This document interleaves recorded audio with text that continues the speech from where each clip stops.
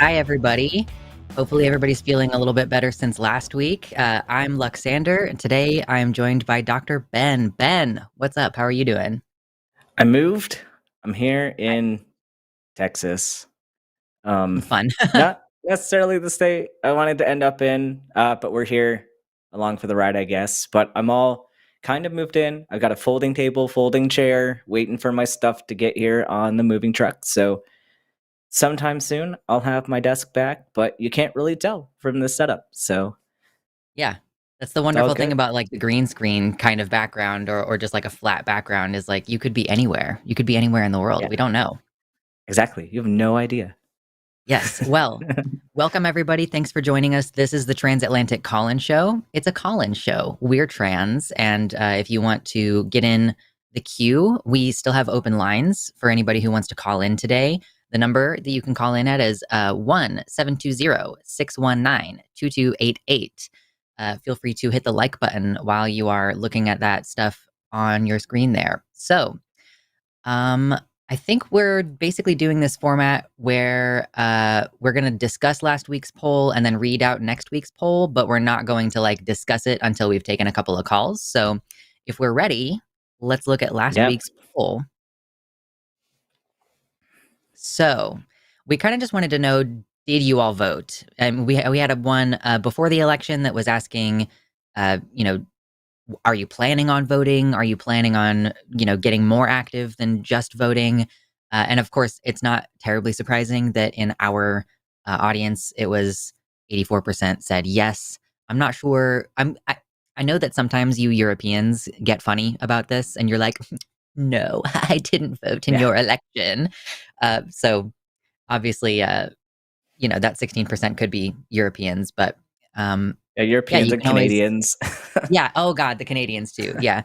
So if you all ever want to explain yourselves, you can do that in the comments. I don't know. Do you have anything to say about the poll this week? It was pretty straightforward. Yeah, not really. I voted. I voted online and early because military voting, but Nice. yeah. Makes things easier. So for this week, we have a poll. It's going to go on the community tab, but then we are also going to have a version of it in the chat, which we will discuss your live responses to the poll in a little bit. So if you want to respond to that, that's awesome. Do you think Democrats throwing trans people under the bus will help them win the midterm elections? We're not going to discuss right now. We will let you vote on this, and we'll kind of have our discussion after we take one or two callers. So, Dr. Ben, how are you feeling about taking calls? Are you ready to go? Yeah, let's go. I know there's one in there that you want to take, and it's already getting me fired up. I don't know what order you want to take these in, but Yeah. Well, let's go. Let's start with the first person on here. I don't want to jump Hmm. right in with the spicy call immediately. And this person has been waiting the longest. So let's go ahead and take Martin, who has their pronouns listed as any/all from California. Wants to talk about binary categorization. I'm trying to click the button and it's not loading. Okay, Martin, you're on with the line. How's it going today?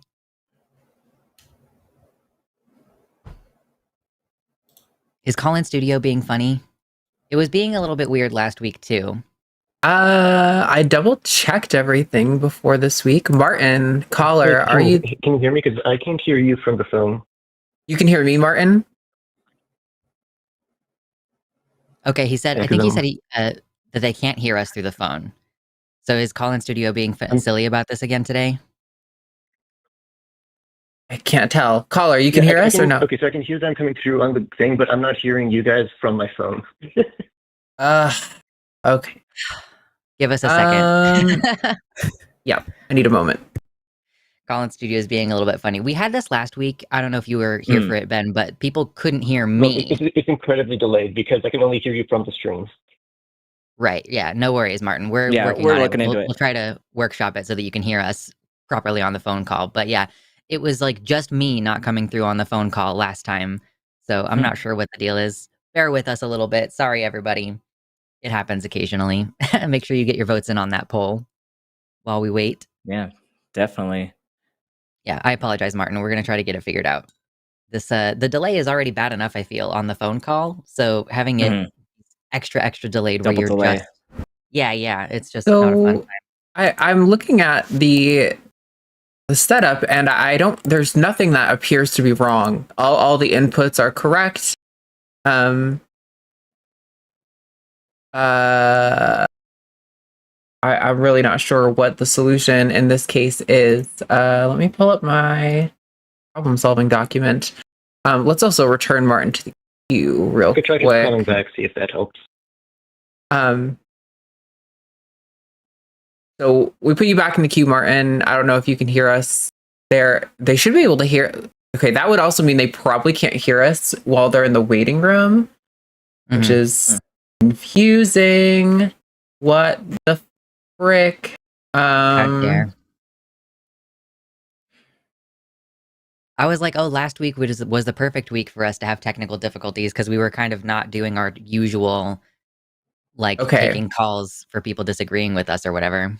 I think the last time I had this issue, it required me changing the setting away from the correct setting on vMix, which forces a restart on vMix, and then changing it back.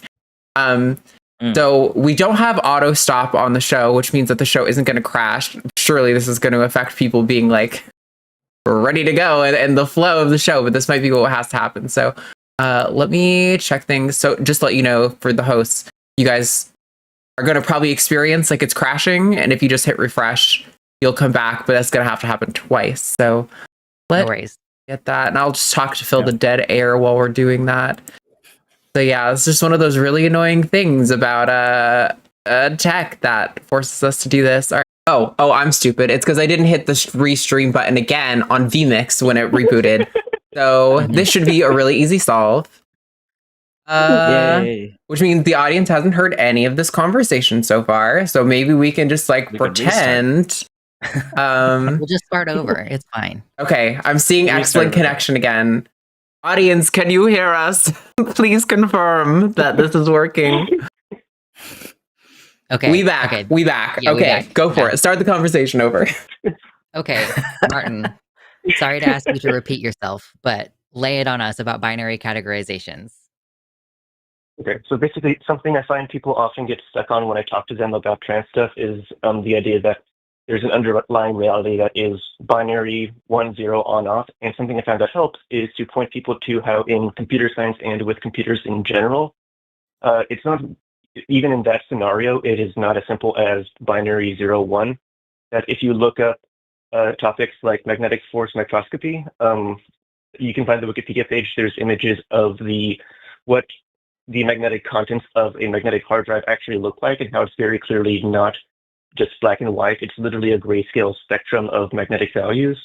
Or if you look at, for example, an oscilloscope of what binary data looks like in transit, say when you plug in a USB cable to your computer, you'll see it's literally a spectrum of voltages, which are then forced into 0 or 1, depending on the high and low value and the quality of the signal. And then for bonus points, I often like to show people the history of ternary computers, or computers where one bit was 3 values, 0, 1, or 2, or high, middle, low. That's kind of the speed run of what I was calling. Yeah, basically we're just like trying to come up with as many different ways as possible to explain this basic concept. Like obviously we tend to default to like referencing biology because that is very closely related to the issue of like gender and neuroscience and all this. And we would hope that it's enough to call to the biologists who all say that this is like a bimodal distribution. It's not a hard binary. That like a lot of different body systems are involved with categorizing sex, and that like gender is kind of like an extant factor related to sex.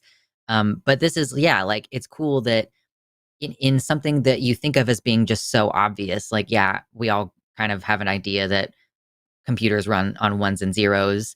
But to show that even with something that seems like it physically is happening on a hard drive, you can look at it and go, oh no, actually this is kind of like magnetism is a spectrum. Like electromagnetism, actually quite weird. Like I know a lot about electricity, more than I probably should. So it's, it's good to have those examples for sure. I didn't know if you wanted to jump in on that, Ben, just to give, like, I know that you had like some of a response earlier. Yeah, I mean, nothing is black and white, and anybody that claims that something is doesn't know enough about whatever subject. Doesn't matter what it is, whether it's computer science, whether it's biology, whether it's art history, like nothing is black and white. And the more you dig into something, the more complex it gets. And I think it's the argument I always lean towards is just like reminding people that you learned a very basic thing, and if you stopped there and if you think that it's easy because of what you previously learned, like you didn't study enough. So Yeah. Well, did you have any embellishments you want to give us, Martin? I think that that's a nice little chunk for the viewers to think about as they continue moving forward with these arguments. Yeah, so just a couple of concrete examples, because the kind of obvious follow-up I get is like, where does that matter? Like, surely computer scientists and engineers have figured out how to force things to just be 1 and 0 in 99% of cases.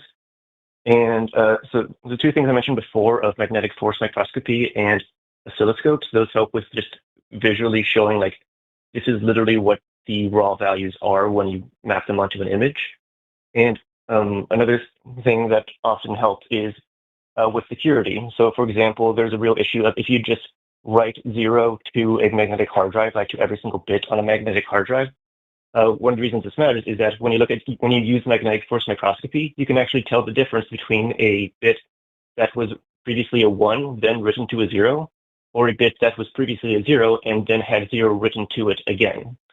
So that you can actually, with those finer values, tell whether or not, like, the history of a bit based on the properties of the drive as it's reading and writing to that bit, either the same or different values. That's cool. Does that like accumulate over time? Is that why hard disk drives like need to be defragmented periodically and then they kind of run out of space eventually? No, that's a completely separate phenomenon. Okay. I'm just trying Defragmentation to is more connect about this to the something. yeah. No, this is one of those things where like one of the reasons I like this approach when talking to people is because it kind of it's something that people know they don't have an intuitive understanding of, whereas people think they have an intuitive understanding of biology and gender and all these things because of their daily experience.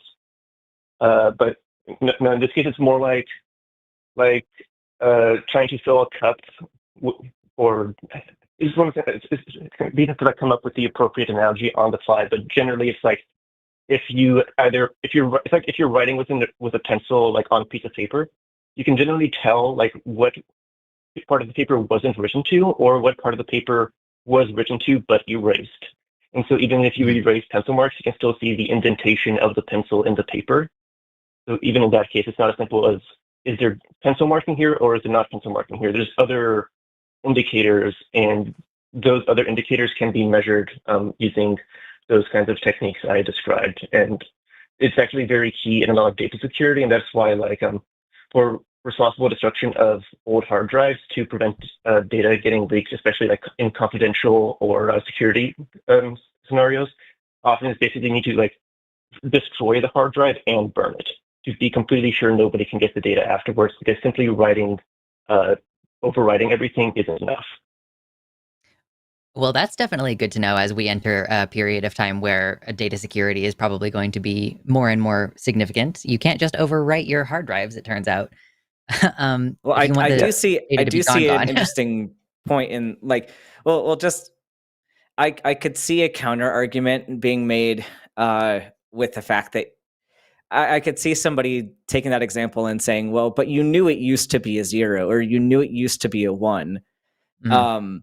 And so that's just if you do use that example, like be ready to confront that piece.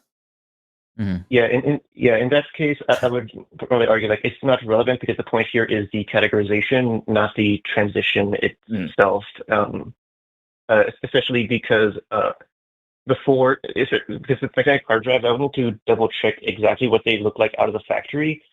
But yeah, I'll just say that there's a transition aspect, and it's one of those cases where you can eventually force it to one or the other. But at the end of the day, it's like the point is the categorization, and the other point is that this is engineers doing the best they can to crush the spectrum, and even then they can't do it successfully, even when it's as simple as magnetic divots or electronic voltages.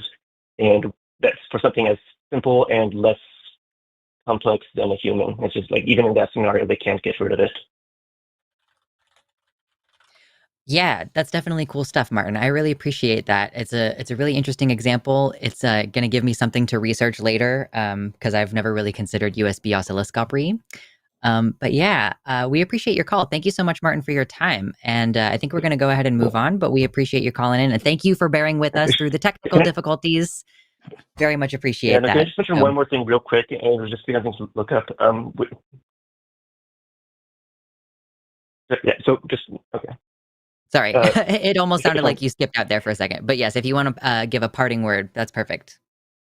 Yeah, so just one more cool thing to look up is you can actually, because like in RAM, everything's electronic voltages, there's actually been techniques discovered where you can use rapidly shifting bits inside computer memory from 1 to 0 to emit a radio signal which can cross even air gaps. So if you have a radio antenna like many meters away from a computer, you can measure a radio signal being sent by changing the ones and zeros inside computer memory rapidly, and that can be used to cross air gaps, even in completely isolated computer systems. It's like, even in that case, just kind of ties like the voltage in RAM to radio waves. Like, it literally, you can use the transistors in the computer as a radio broadcast antenna, and it's a real security concern.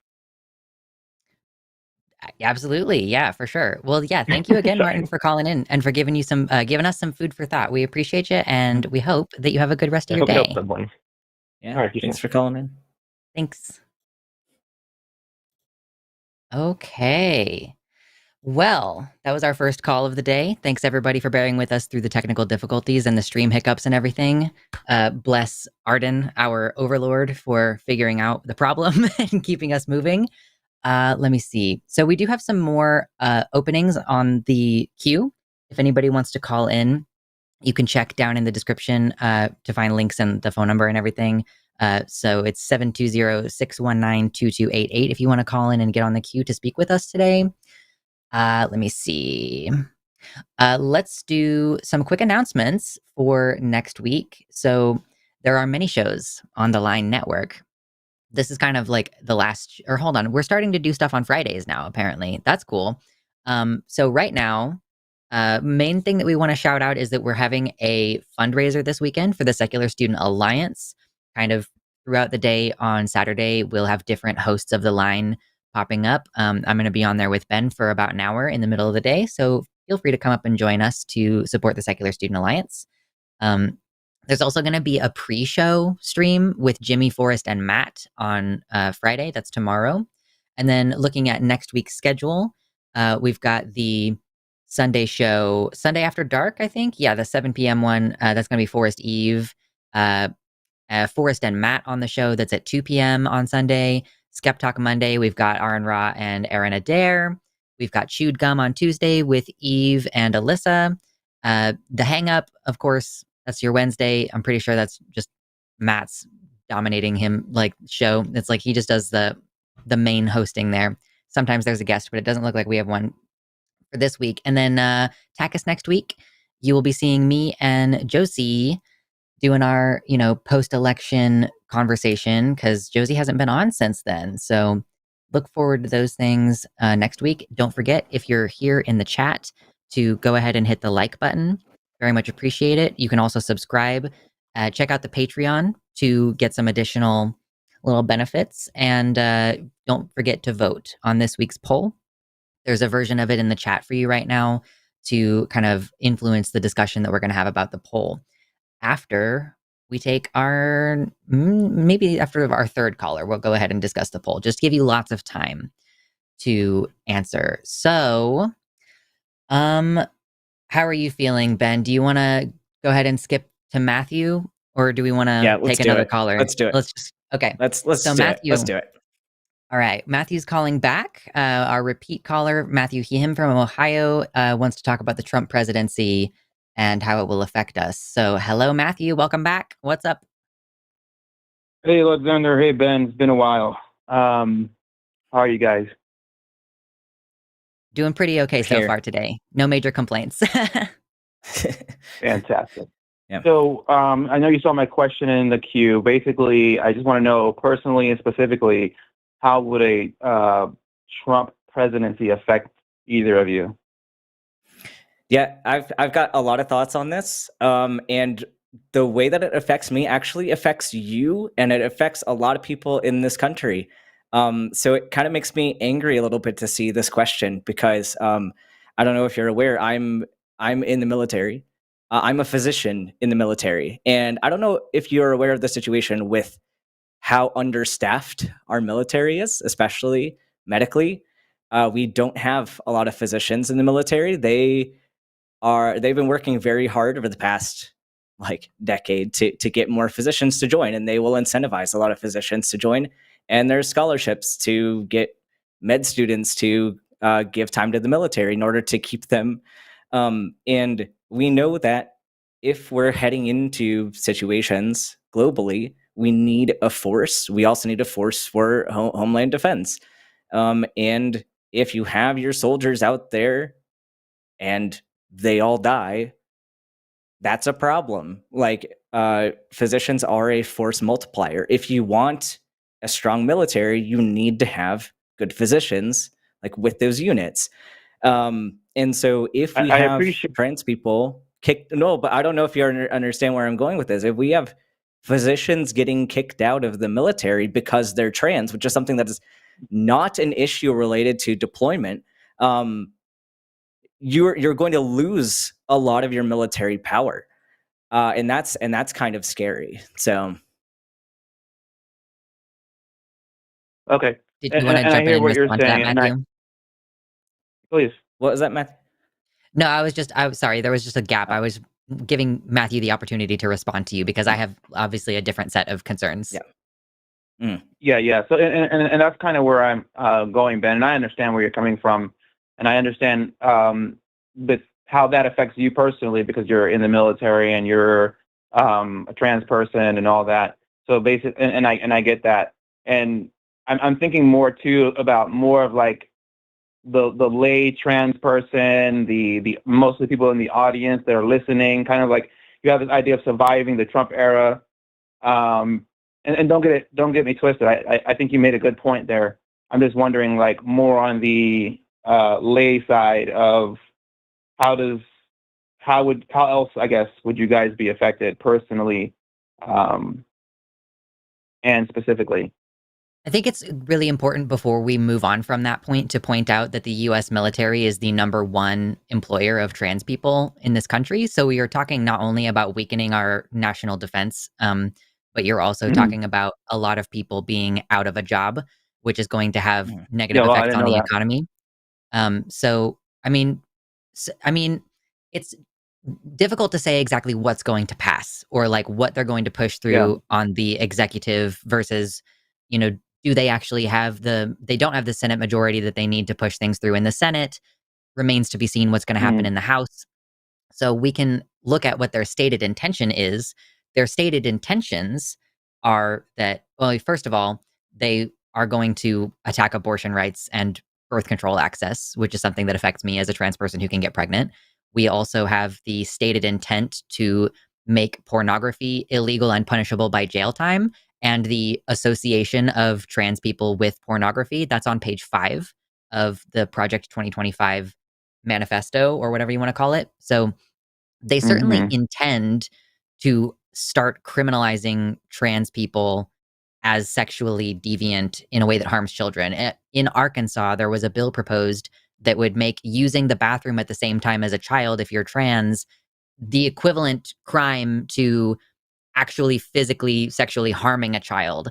So it's not like a slippery slope to say that they will try to push through things that are basically going to make being trans like a crime of sexual deviancy equivalent to physically harming a child, and that they will attempt to get this into jail time. Like, I don't really think we're going to see camps and like that kind of. We're more likely to see the camp situation happen for the attempted deportation of like millions of people in this country. But for trans people, Mhm.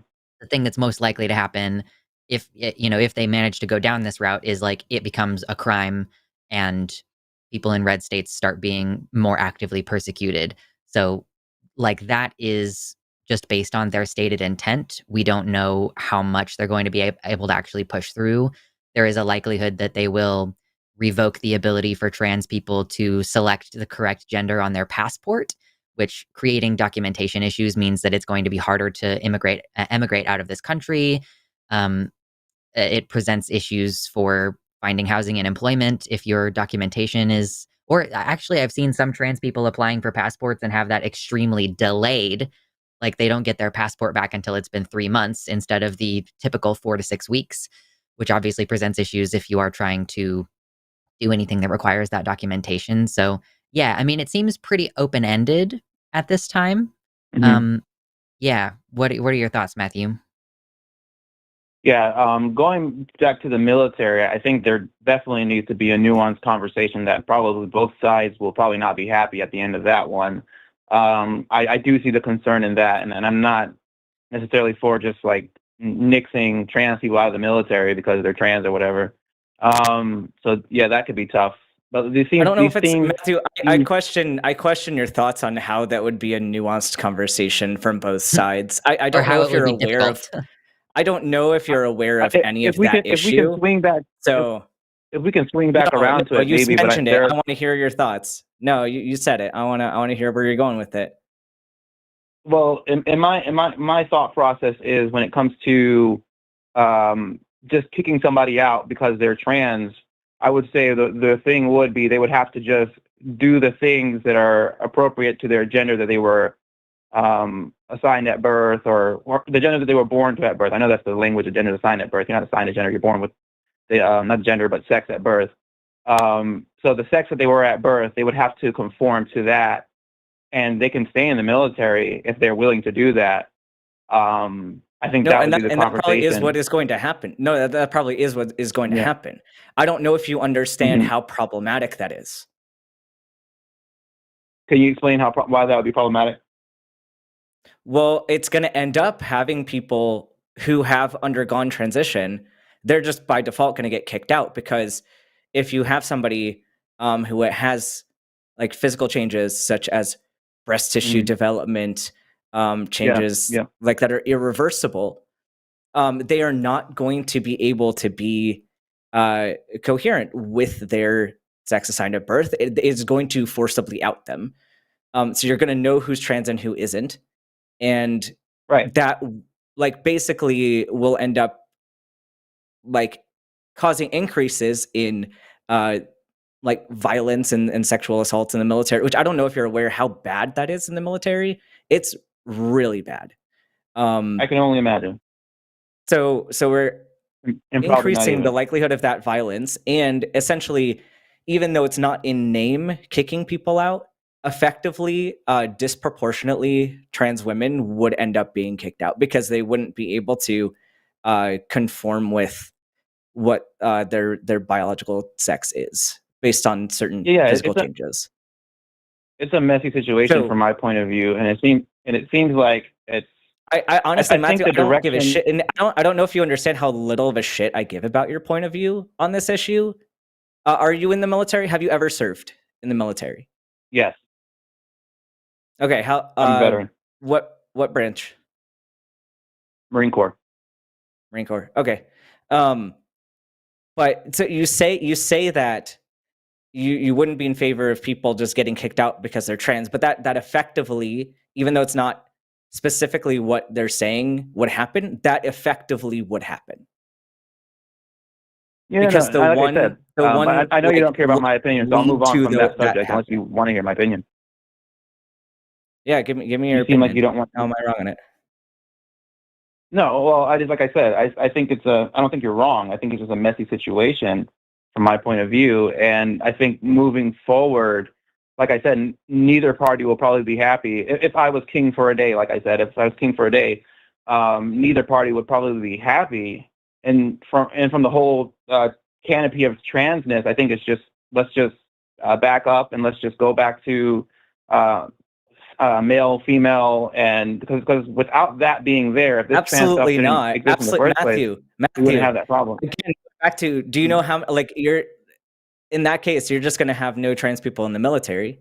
And again, even if you take away the humanity of trans people being an issue here, if you just focus on the fighting force in the military, you're decreasing your fighting force in a time where recruitment is at like an all-time low in the military, right? Yeah, so I'm only taking your word for it. I believe what you're saying. So like Matthew, I said, it's not that it's you're saying it's a sticky issue. It's not a sticky issue at all of saying trans people can serve. And where there are some medical sticking points, like those are things that are already acknowledged by trans people. The fact where if you are taking it, but it's not on the basis of being trans, it's on the basis of utilizing a medication that requires a needle while you're on deployment. Like if you can't deploy if you have injectable medication, like that's reasonable. That's something where you can say, okay, you need to be stable on like a topical testosterone, or you need to be like on an oral estrogen or some other option before you can do X job. That's reasonable because that's not singling out trans people. That is saying this is a medical requirement for safety reasons and for logistics reasons. You could then have trans people working other jobs if that's an issue for them. But to say that it would be better to just go back to male and female having these very strict gender roles, I don't know if you know how, like, not only from a trans standpoint, but just from a gender role standpoint, that sounds backwards in a lot of ways. That's what I'm maybe saying. that would be a probably have to conversation move for a different backwards. time to get to your thoughts on women in the military. But there are a lot of issues. Like, I think that it's not too much of an ask to say let trans people serve in the military, and it's not as sticky as you think it is from that standpoint. Well, I think it's a bigger issue too from the military as well. I think taking a bigger step back, we need to encourage people to go into the military again. When I was joining and serving, it was very like a proud thing to join the military. Nowadays, how do you think we would increase the amount of people in the military if you decide to kick people out that you don't like or to not allow them in? Right. Well, I think there'll be some many men and women who would feel comfortable if there were no trans people in the military. They'd like, sure, I'll join. And I'm sure there are some people that are like, the reason why I'm not joining up is because they're messing around with all this trans stuff. You know, like what are we doing? We're the United States military. Yeah, I could also make the argument though, Matthew, that there are a lot of pro LGBTQ people who would also feel alienated from the military for them taking a hardline stance against trans people. Like, if you go this direction, you're not only boxing out the trans people, you're also boxing out anybody who wants to support progressive legislation and like everybody who cares about trans people having jobs. Like, again, lots of trans people employed in the military. And we're not just talking about like people who are new. We're talking about people who are careers, who have been in for 30 and 40 years, who are like deeply ingrained in their positions and very valuable to their department. Like, so like, yeah, I guess you would have to poll the US population and figure out who's in support of what. But it kind of seems like there's fewer and fewer people who are anti-trans enough that they would just refuse to enlist. So and I don't know. You make an important point, Matthew. You make an important point. Again, though, going back to the like medical issue with physicians in the military, there's a distinct cultural difference in people that have graduate degrees and professional degrees in the military and those that don't. A lot of the more conservative, like anti-LGBT culture, are on in those areas with less educated people. If you end up going this route, the people that are not going to join up are your doctors, your engineers, the people that are going to help multiply your force. And so it's interesting that you kind of take that route. And I'm going to say this too: the Marine Corps doesn't even have their own doctors; they rely on Navy doctors. Yes, that is true. That is very true. So it's. But when I was serving, there wasn't an overwhelming amount of to be more well, and the leadership across military medicine is primarily in favor of LGBTQ rights and keeping us in the military. So you just be overall decreasing your force and decreasing some very key components of your force.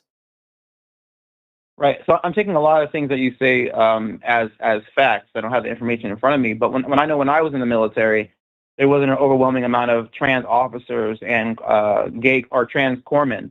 You know. Do you know why? And so hold on, Matthew. Think about this for a second. Do you remember Don't Ask, Don't Tell? Do you think people who were? Do you think people who were LGBTQ were open? No. Do you think that they were like it was acceptable to be open about it? I doubt that there weren't any of those people. I think that they were not allowed to be open, or that even at points where like there wasn't Don't Ask, Don't Tell, there's still social pressure to stay quiet because still high levels of harassment, still having implications like with like the people you work with. Now you got me questioning my officers. I will say this. You bring up Don't Ask, Don't Tell. I think Don't Ask, Don't Tell probably should come back. But why, Matthew? Why? Because what's your reason? Because we don't need to know. We don't need to know. I don't need to know. I don't care, especially if I'm in the military and I'm serving. Okay, cool. I don't want to know. I need to cut in here. Hold on. I need to cut in here. Mm-hmm.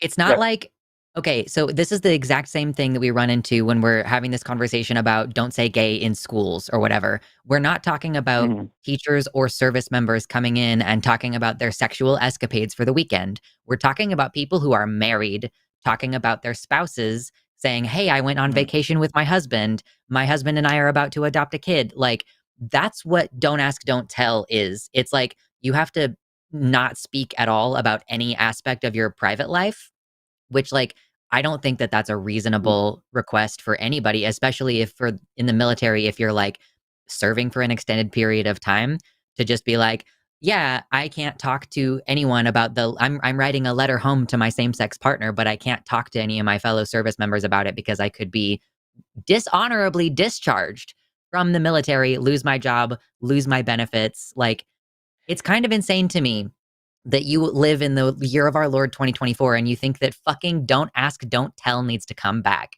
Any respect that I have for you is rapidly diminishing, my bro. Yeah, Matthew, this is exactly what I was getting into. I was like, okay, like if you think that you don't need to be talking about this stuff, like, okay, let's extend that rule then to everybody. People. Like, yeah, so Matthew, if you're in service, I don't care what you do with your wife. I don't care what you do with your husband. No, but Matthew, do you think that if a service member was getting married, if a like assigned male at birth cis man was getting married to a cis woman, do you think they should be allowed to share an announcement like, hey, I'm getting married, or like they should be able to tell their friends they're getting married? In the way that you're, if it's going to affect our military in the way that you're saying, question. I will. Matthew, do you understand? Matthew, do you understand that people live in the barracks together, and like those people are effectively your family, right? So, do you think that that person should be able to tell the person that he rooms with that he's getting married? No, I mean, I don't care. I don't care if you get married. Okay, so you think that it's reasonable for people to be able to talk to their barracks mates about their personal lives to some extent, but you think that they should be allowed to be dishonorably discharged if they happen to be in a same-sex couple. Is that? I want to know if that's what you're saying. We can turn some pages back and on Don't Ask, Don't Tell. We can make amendments. I think the paperwork is probably going to be that hard. You're not answering our questions. You're just saying the same thing over again. I don't think that they should be honorably discharged. Okay, but you think so? What is the point of bringing up Don't Ask, Don't Tell? The whole premise was that if anybody knows that you're gay, you get kicked out of the military. Like, from your point of view, that is the whole premise. From my point of view, is we don't care. It's not we don't care. That's not what happened. If they didn't care, they wouldn't pass a rule about it. They wouldn't pass a rule about it if they didn't care, right? All right. So now we can amend the rule. We can change. It doesn't have to be the same rule. It doesn't have to be the same exact rule, right? But that's what Don't Ask, Don't Tell is. If you want to bring back Don't Ask, Don't Tell, you are bringing back the policy of dishonorably discharging gay and trans members of the military unless they keep it completely private and under wraps and make sure nobody finds out. And as I said, I'd be willing to, like I said, let's just say I had some type of poll. Which part do you want to bring back? Which part do you want to bring back? mostly the part that talks about not asking and not telling. Like, I don't need to ask you whether you're trans or whatever, and you don't need to tell me that you're trans or whatever. Like, do you want there to be a consequence for that? Do you want them to be honorably discharged? Is that the distinction that you're drawing? Like, you want to make it policy that people in the military can't talk about their same-sex spouses or children. They can't be like, wow, I'm so looking forward to seeing my husband when I get home. Like, what do you want out of that? What is the point of this? I mean, probably, I wouldn't say a discharge, maybe a RIP, not for being trans or whatever, but for disclosing. All right, we told you don't ask, or for asking. Someone will get a RIP for asking. You know. Okay. So you want to punish LGBTQ service members. Yep. For asking, that is what you are saying. Was that? That is what you were saying. That if you So you want to punish LGBTQ service members or straight service members who ask, or LGBT service members who ask. But you don't care. But that sorry, go ahead. That doesn't punish the straight people, right? Do you not see how that only punishes the LGBTQ? You know how many straight people ask in the military if somebody's gay or not when they suspect that someone's gay? So, but the question is, do you understand? If straight service members are talking about their family and their kids, you think that that's okay and they shouldn't be punished for it. Is that correct?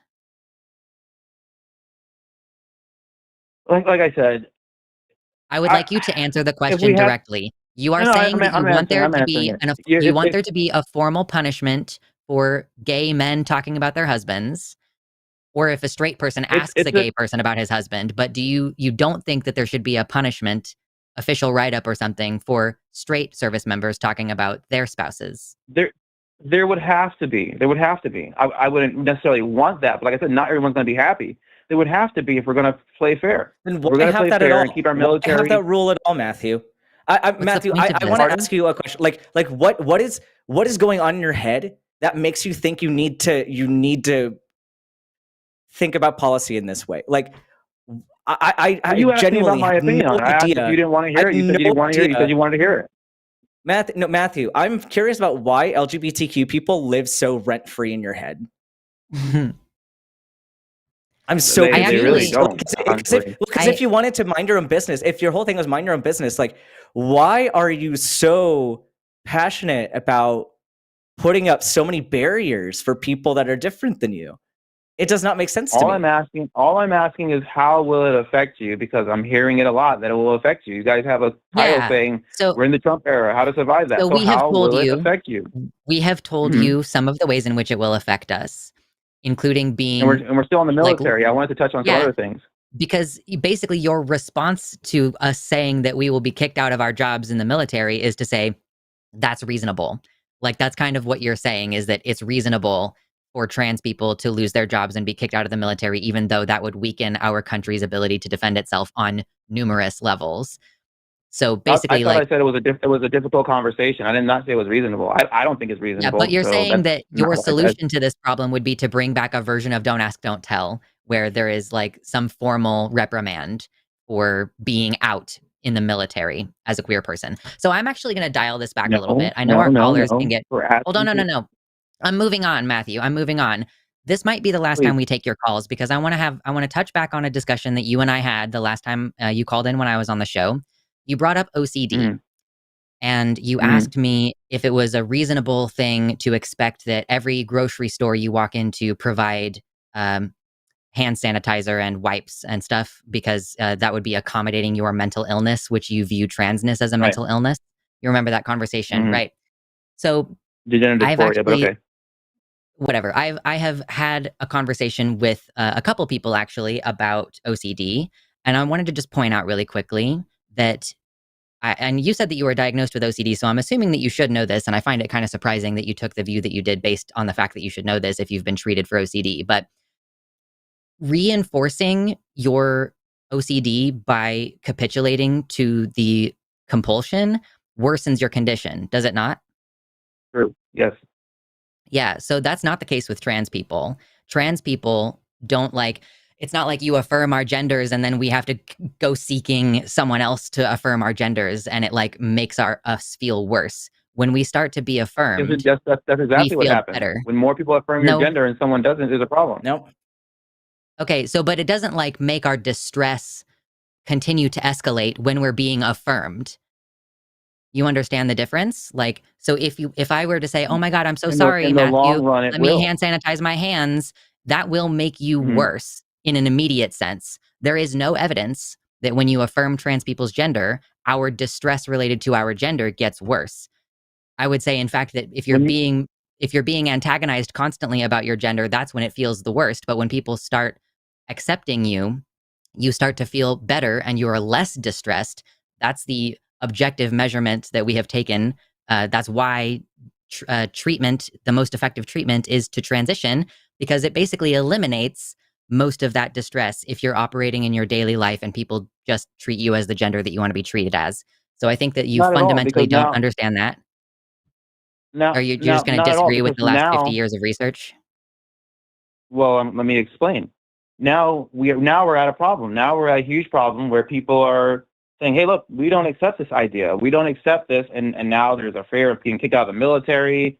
There's a fear of, I guess, Right, but trans lives under a Trump comparing these era. two issues, Matthew, it would be like if Mhm. I refuse to do hand sanitizer before I shake your hand, uh, that would make you feel worse, right? That's the analogous situation. If I'm trans and I'm being, if people are declining to accommodate me, that makes my condition worse. But if we decline to accommodate OCD, that actually is part of the treatment to help you get better.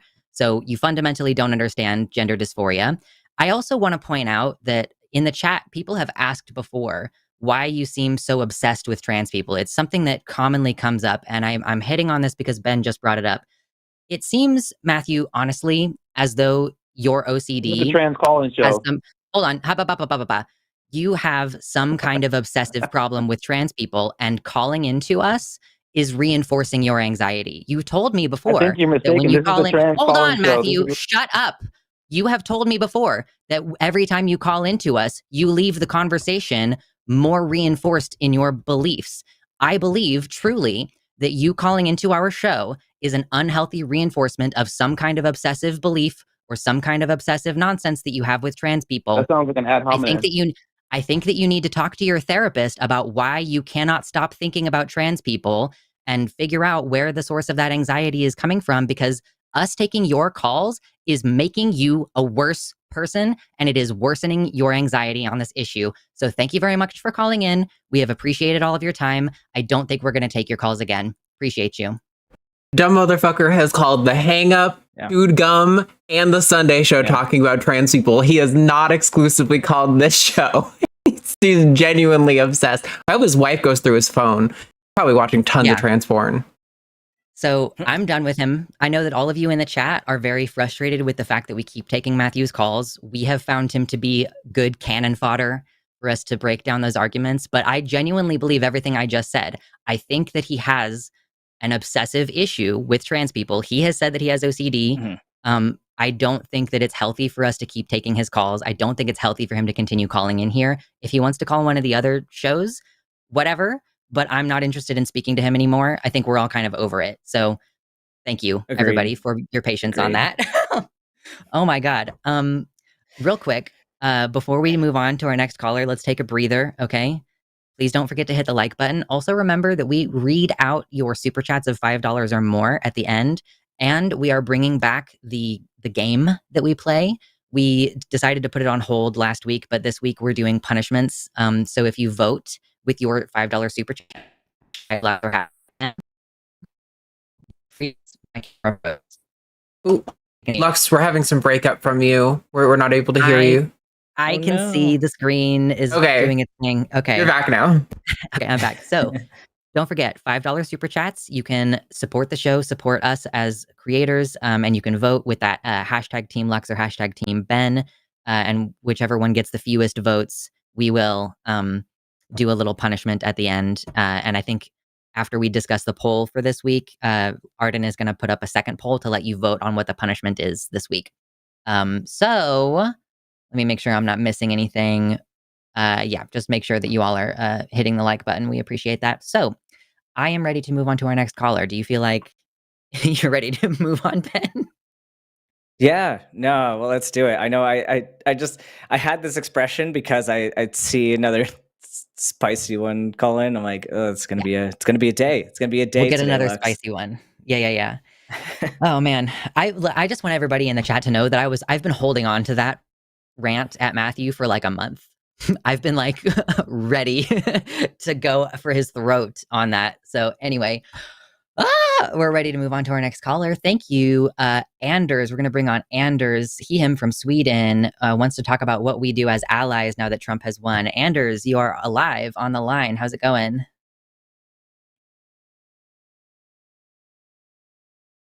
Oh, my apologies. I had the thing muted. Okay, you're good now, Anders. So sorry. Okay. Okay, Anders, we should be able to hear you now. Can you hear me? Yeah, we can hear you. Yep. Okay, so I'm doing fine. Yeah, pretty much. If you could discuss what we as allies, how we need to step up our game now that Trump has been elected, or if Trumpism comes to Sweden, which I hope by God it doesn't. Except I don't believe in God. Do you want to jump in on that, Ben? Yeah, I mean, and I this is costing money, so I'll watch your answer. Oh, okay. question. So I think Anders is gonna hang up and watch our answer because the call costs money. Is what I understand. Thank you. No worries. Yeah, sounds okay. good. That makes this a nice short call. Yeah, but definitely a few different things people can do depending on where they're at and what their resources are. I know from Sweden, it's probably difficult to be boots on the ground with a lot of this stuff. So from Sweden, more of what you're going to probably do is provide some online support, keep like talking about these issues with people, keep like using these algorithms, like get our show out there because that's going to help. Watch other shows, get those shows out there, like with the messages that trans people are people, because unfortunately we still have to remind people about that. But for people that are here in this country, for some people that have the financial means to start supporting organizations that are helping trans people, like the Trevor Project, of course, is a good one. There are multiple organizations that I'm sure are going to be ramping up their efforts significantly as things happen. A lot of youth are going to need support if you're in a place where you can even take in a trans person that needs some shelter, or if you're able to like help kind of with a Rainbow Railroad of sorts, like helping people get to safer states, helping people like have resources of how to get their documents changed and all that before January. Those are all super helpful things to do as well. And I know that medically speaking, there's going to be a lot of like fighting happening from the AMA and other organizations.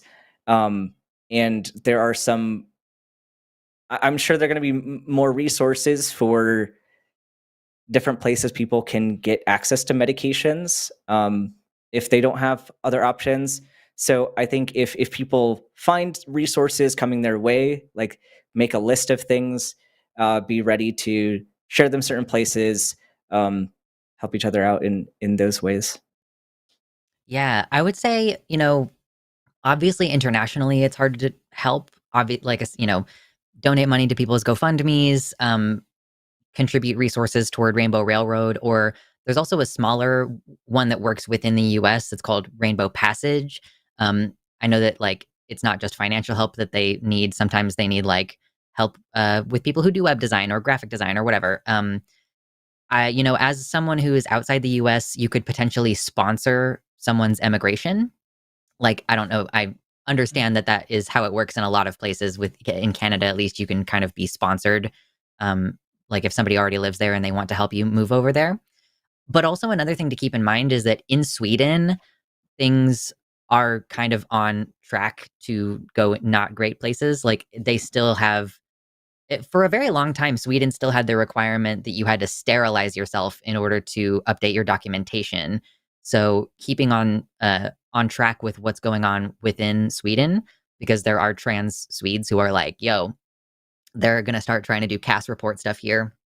They're going to start trying to walk back our medical access. And of course, that's always tricky in a country with National Health Service, because then it's like, okay, well, can I access this privately? Do I have to leave the country in order to get that care? It's more expensive and everything. So yeah, I would say just, try to make sure that we still have some bastions of like safety.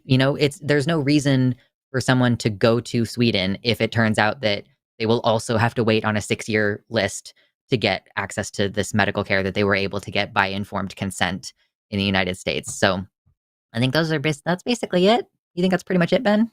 Yeah. Cool. Yeah. Well, I'm sure more things will come up, and we will probably not be the first to let you all know, but we will hopefully let you all know when more options start popping up here. Yeah. It's just like we focus a lot on what we can do domestically, because obviously we're here in the US and we can hammer on those things like voting and offering someone your couch as they are moving to Portland and they need a place to stay for a bit until they get a job or whatever.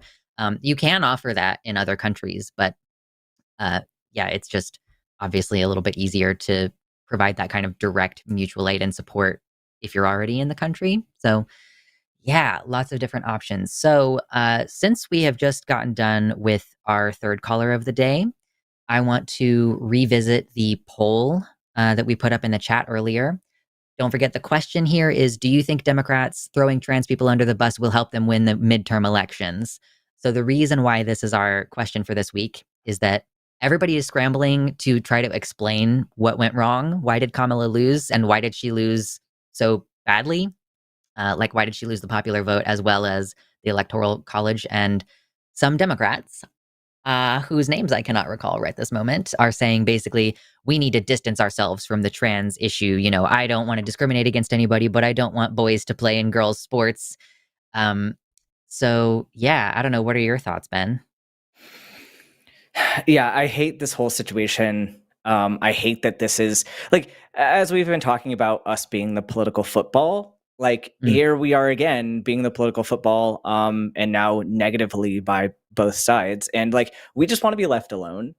And like, yeah, I hate this particular issue because it's like, I could understand a bit more if they're like, we're just gonna put less emphasis on this issue, and prioritize, reproductive rights, prioritize climate change, etc. Like, I could see us being a lower, like a less talked about thing on their platform, but I don't think like flipping the script and going to the other side and opposing trans people, I don't think that's going to make their case any better. I think that's going to further alienate their own like voting base. And yeah, I mean, there's a lot of things that contributed to this, but I think it'd be a huge mistake to do what they're talking about. Yeah, if there was like I just was watching this most recent episode of Last Week Tonight from John Oliver. Like, if the Democrats want to run a centrist candidate who is pro oil and doesn't talk about trans issues, like, you just ran that candidate and they lost. She did not say the word transgender one single time in her campaign. She broke with tradition by not having a trans speaker at the DNC. And when she was asked about whether she supported trans people directly, she said, leave it to the states. Basically, what she literally said was, we should follow the law. But a lot of people interpreted that as being like, oh, you're just saying if it's illegal, then let it be illegal, basically. So yeah, we already tried to run a candidate who distanced herself from trans people and refused to come out vocally in support. Like she was basically trying to say, oh, Trump has Trump has he's dumped all this money into these campaigns, but she didn't say like, and to present opposition to that, I support trans rights. She could even recycle the same rhetoric that she uses for abortion. She could say trans people deserve healthcare in the same way that women deserve healthcare, but she didn't. It would be ideologically consistent for a Democrat to say, I'm going to leave this issue between patients and their doctors, which again is how they approach the abortion issue. But they did not. So it's like, are they going to win more support? And again, you're alienating their base, the progressives who want to see strong support or even mild support for trans issues, as opposed to just being like, well, whatever, leave it up to the independent individual states to figure this issue out. So I do find it very frustrating that the response to this extremely centrist campaign is for them to go, yeah, let's actually push even further to the right. That's how we're going to win. That's the way to do it. Anyway. Yeah, and not the fact that people have been screaming for a more progressive candidate, and a lot of protest voting was because people weren't progressive enough. Yeah. Yeah. I think I must have closed the poll earlier because I'm not seeing the results from the chat poll that we put up earlier. I'm just going to make the assumption that you all voted in favor of trans people. Yes, it was 85-15 saying no, they should not throw us under the bus. So no real surprise there, but yeah, if you think they should throw us under the bus, then please go to the community poll, the tab in the community page, and give us your reasoning, because I'm very interested to hear what that is. With all that said, don't forget to get your $5 plus super chats in. You can vote, hashtag Team Lux, hashtag Team Ben. Whoever loses, whoever gets the fewest votes has to do a punishment at the end. But we will read out those super chats even if you don't vote. Appreciate you supporting the show. And don't forget to hit like, because that's free. Very easy way to support the show. All right. So let's move on to Marissa. Her from Utah wants to talk about how to deal with transphobes in a red state. Marissa, you are live on the line. What's up? Hi. Well, that's pretty much my question in a nutshell. How to cope with transphobic people, especially those that you can't just, remove from your life, can't get away from.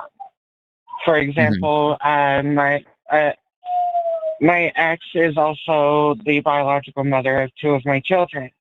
And so I can't just excommunicate her, you know what I mean? Mm-hmm.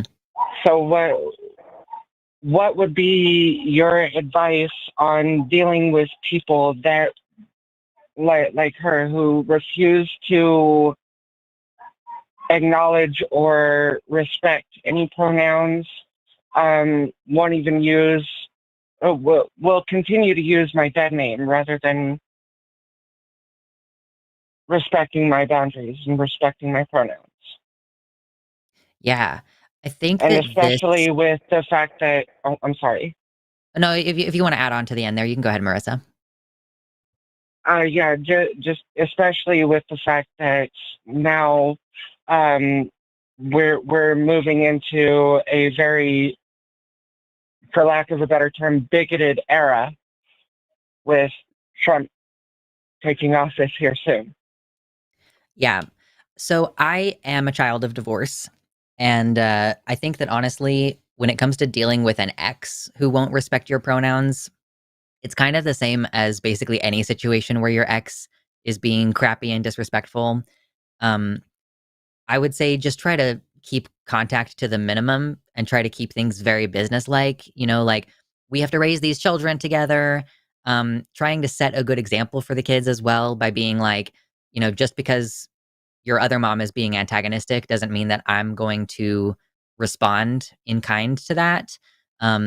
Reinforcing for your children that respect is an important quality that you want them to develop, and that we don't approve of people being disrespectful, especially in this particular manner. And of course, every relationship is different. I feel like I like that this question is a little bit more specific than just like, how do you deal with Republicans in general? Because the question is like, it really depends on your relationship with them. So yeah, with the ex, like, my parents hated each other. And so they just like kept conversations to a minimum. They made sure that, everybody was informed when I had something going on that needed to be addressed. They were cordial with each other.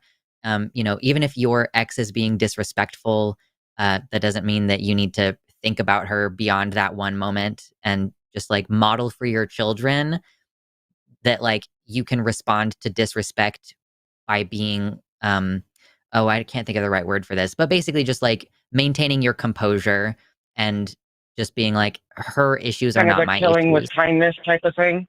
Yeah, because again, ultimately the most important thing is making sure that your kids turn out okay. So just being like, you know, your mom is being disrespectful to me and I want you guys to know that it's not okay, and I want you to know that I'm still gonna show up for you however I need to show up for you, even if it means speaking to someone who's being disrespectful to me, you know, just like modeling that behavior. Of course. Now, I did also want to ask if any of you are aware of resources, because it, without getting too personal, we're in a custody battle, and she's already used my being trans against me. They've already indirectly spoken out against me because of the way that I am, because of who I am. And are you aware of any resources, or should I, in a sense, just stop, like stop transitioning, or even go as far as fully detransitioning? Like, or is that something more for bordering along the lines of legal advice? I think that's something that like having a good attorney that can kind of walk you through what your options are. I don't know of any resources off the top of my head, especially in your state, of LGBTQ friendly attorneys, but I know certain states have kind of resources with like attorney support. I know Colorado has a really good one where they have attorneys that are able to do some pro bono work for people in certain situations like this. And so that might be something to look into as far as like organizations nearby that have legal support like that.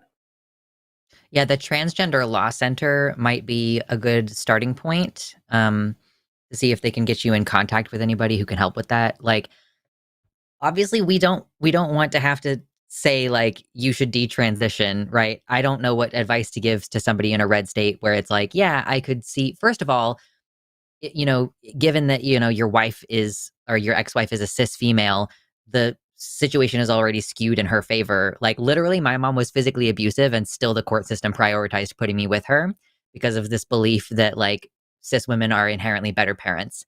So even if you hadn't transitioned or even if you detransitioned, you're still operating at that same deficit in a red state where like, oh, well, you're just the father, you're not going to be as good of a parent, whatever. And then add being trans on top of that with this climate where trans people are being associated with sexual deviancy.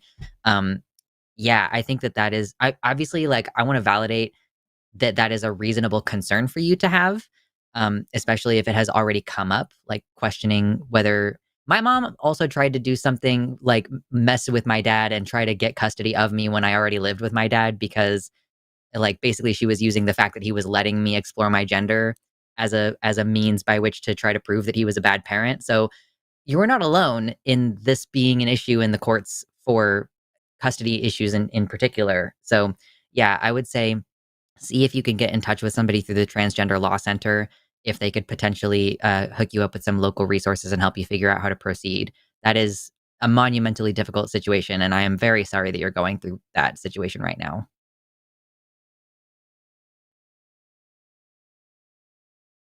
All right. Well, thank you so much. And um, yeah, I just thank you guys.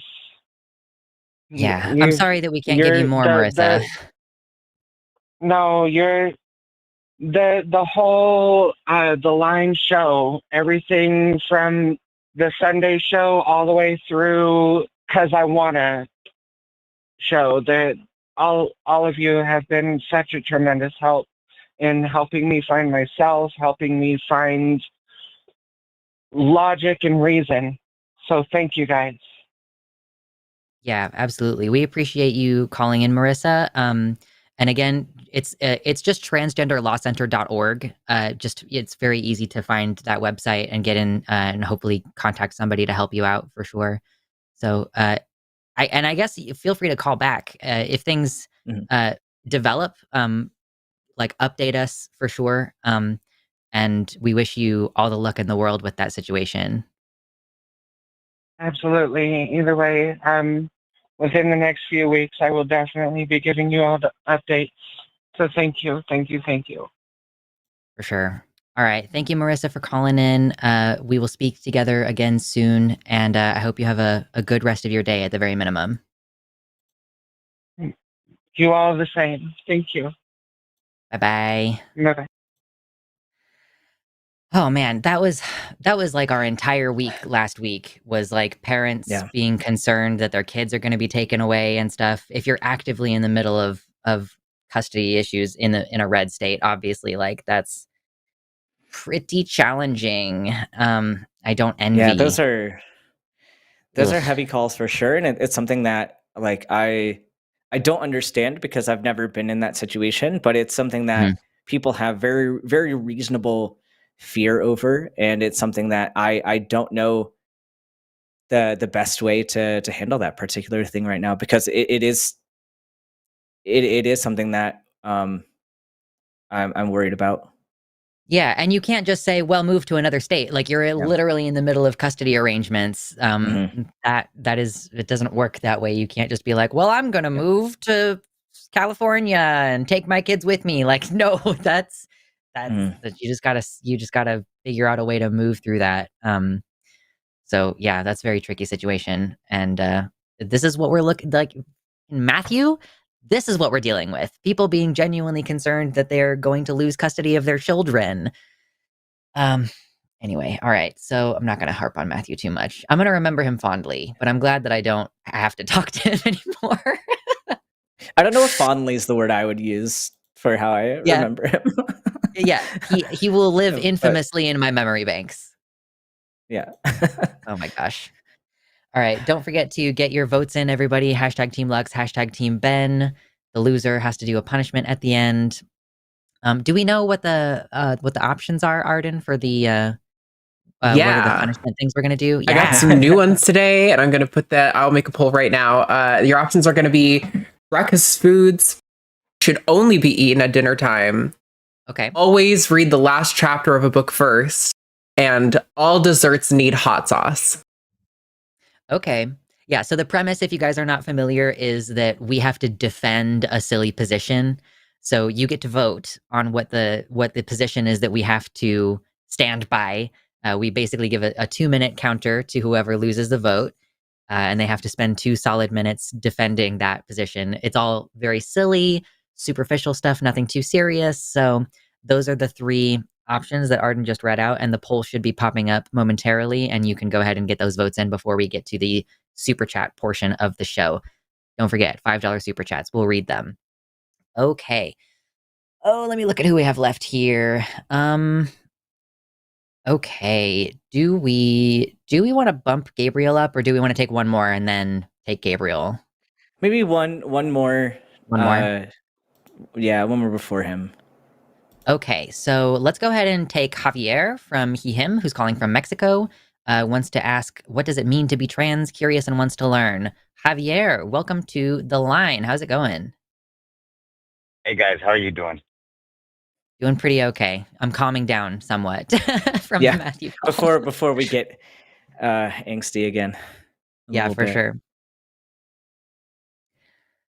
Hey, right. So I just have a few quick questions for you guys. Sure. Because this trans stuff is like new to everyone. Sure. So how?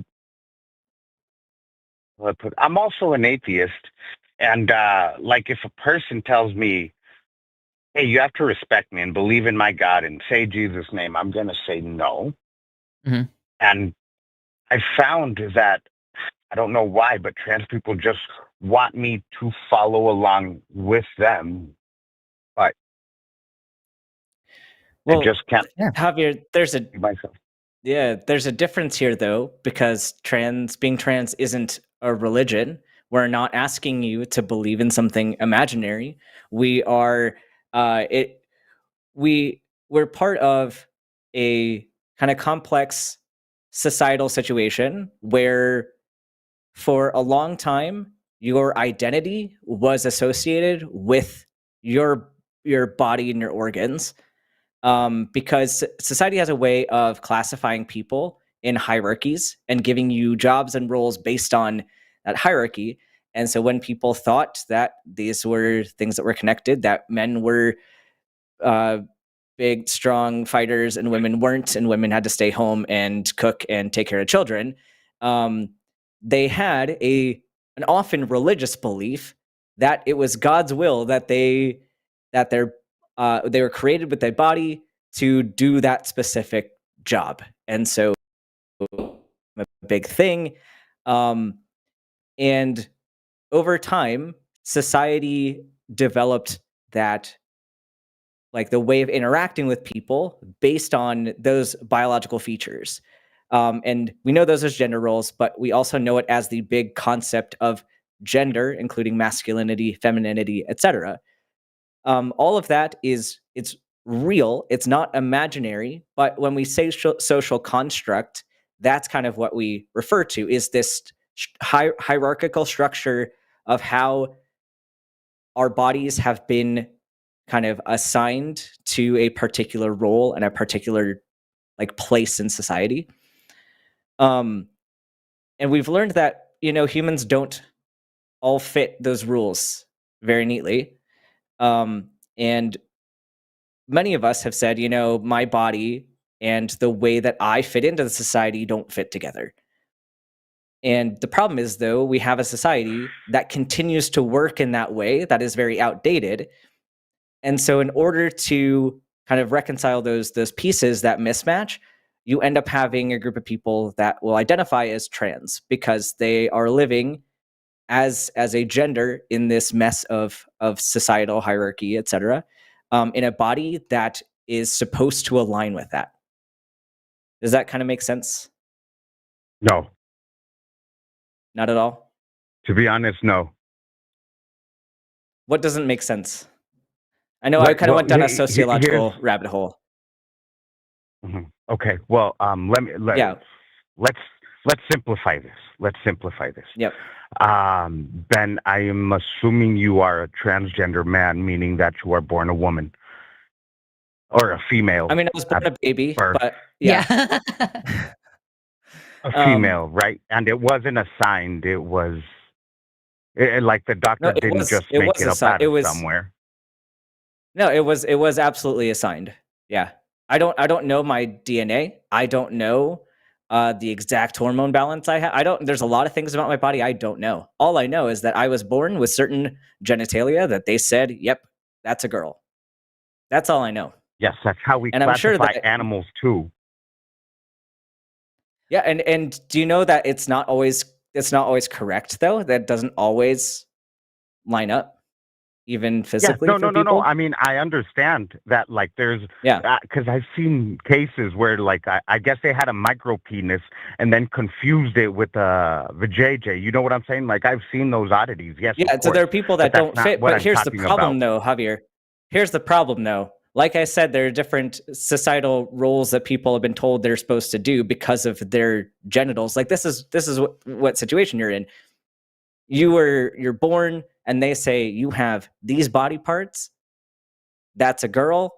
Now you have to use these pronouns in society. You have to have this hairstyle, these clothes.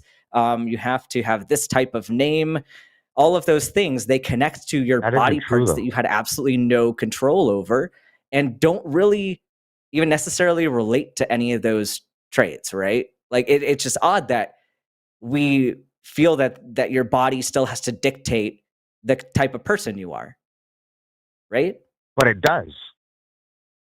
But we objectively know that it doesn't. Let me explain. How does it do that? Yeah. This is why we Explain to have, me. let's say, women's protection laws, right? Because obviously men are generally, not always, but generally more stronger. I mean, what is the law? Javier, what about men makes them stronger? How we're born, testosterone, our nuts. Like, have you, like, you Right. say So you are what is a man, I am so assuming, right? testosterone? Let me ask you a question. Right. So hold on, I know. Javier. No, I'm asking the questions. Because again, Okay. there's another thing I don't know if you understand. I'm a physician. I know the biology very, very well. The things Yes, but argument that from make authority isn't valid. Javier, I'm not making an argument based on authority. I'm giving you a lesson here. I'm teaching you. I'm trying to teach you, and I need to listen. So I'm asking these questions intentionally because the conglomeration of traits that people associate with masculinity, i.e., what you mentioned, being stronger, you're correct that the primary factor there is testosterone. However, everybody has testosterone to different degrees. And so that even is a spectrum. We have a lot of cis women who are often accused of being trans because they have masculine levels of testosterone. So if you boil everything down to certain biological components, it's oftentimes that they don't really agree. And it's oftentimes things that both sexes have and can have to varying degrees. So when you say that it like the biology like and gender identity do relate, like there are even the examples you're giving me are not consistent across the board No, for there's all feminine men. No, there's feminine men, but there's still men. Right. What makes them a man? Male? We all know that question. But no, I mean, I think want you what to you give me. don't recognize, Javier, is that well, that's here, an ideological let position. me explain it this way. Let me explain it this way. Are you here to learn or are you here to explain to us? No, I'm giving you my perspective because you're giving me yours, and I really don't understand it. But then, okay, here's where the religion part starts. If you don't affirm what I am thinking, that I know it is wrong, well, then you're the bad person. But then here's where I'm not against Okay, LGBT, well, I'm going to flip this on you. Then I'm going to flip this on you. I'm going to flip this on you real quick. 1 second. So I'm assuming that your name is Javier, right? Is that your name? You're telling me that's your name. Correct. Okay, so if you told me my name is Javier and I said, no, actually, I think your name is Dennis. And I kept saying, going to be incorrect. I kept calling you Dennis. Well, right, it's incorrect, right? And would I be rude to keep calling you Dennis, even though you've told me over and over again your name is not Dennis and you don't like to be called Dennis? Well, it's irrelevant to me, to a person that doesn't care what other people think. It's really irrelevant. Your answer into the question, though. Like, I think you're dodging this here because it makes a point. No, I wouldn't care. But do you think that the fact if I even let's say if I called you a girl's name, or if I said actually I think you should be called Christina, and I just kept calling you Christina. Yeah. Oh, we got Dennis Christina here on the screen. Like, it's not necessarily the word that I use, but I can't control it. Dennis. Oh, he's just coming out with a delusional. Yeah. So well, I mean, you're calling me something that I know not to be true. Right. That is delusion. So that's the thing. That's the thing, though. That's a name that you use is something that is very subjective to you. Unless you decided to show me your birth certificate, I don't really have objective proof that your name isn't Dennis. So I don't see any reason to go along with your belief that your name isn't Dennis. Okay, well, I mean, but you're making two different claims. A name that can be changed even legally, whatnot, and then how you're born. Right. Like, how would I here's know? something like, else. You're telling me you're a trans woman. Dennis, and I'm going to keep calling you Dennis. Okay, Javier, ma'am. no, Let let me me just explain, explain it. because that actually leads into something else here too, because you can change your biology. In fact, like, I think all of us were born as babies. Like I said earlier, we're born as babies. You're not a baby anymore, are you? Should we treat you the exact way that you were treated when you were born? That would be ridiculous, but I mean, Right, exactly. People change over time. but you go from a boy to a man and then a girl to a woman, No, not not a always, though. boy to Not a always, woman. though. Not always, What does that though. mean? Examples of androgen insensitivity syndrome, where people have they're not responsive to testosterone as children. They develop female anatomy until puberty, where it develops as male anatomy. But you're And so you conflating two have different people issues, there. though. It's not two different issues, though. My whole point here It is. is that people change over time, and that is one way physically that people change over time. It's very similar for trans people who change, like in their Into what? outward presenting, like gender expression over time, or they change their bodies over time. It's the same. If you will allow somebody who is intersex to have that physical change over time, but you won't allow that for a trans person, you are the one that's inconsistent. But Because being they're both trans just is a physical choice. changes Being over time. intersex, you were born that way. Being trans is not a choice, to be clear. So I want to just Doing jump in everything really is a quick. choice. I mean, The not really. career, the person you sleep with, everything in your life, you have 100% control over. Okay, that's an interesting position. Sure, like you have a decision to make when, like, you either choose to transition or not. I guess you choose to tell people that you're trans or not. But being trans is something that happens to you. Like, it's an experience that you have, and many of us, at least initially, have a resistance to it, and we go, "Oh my God."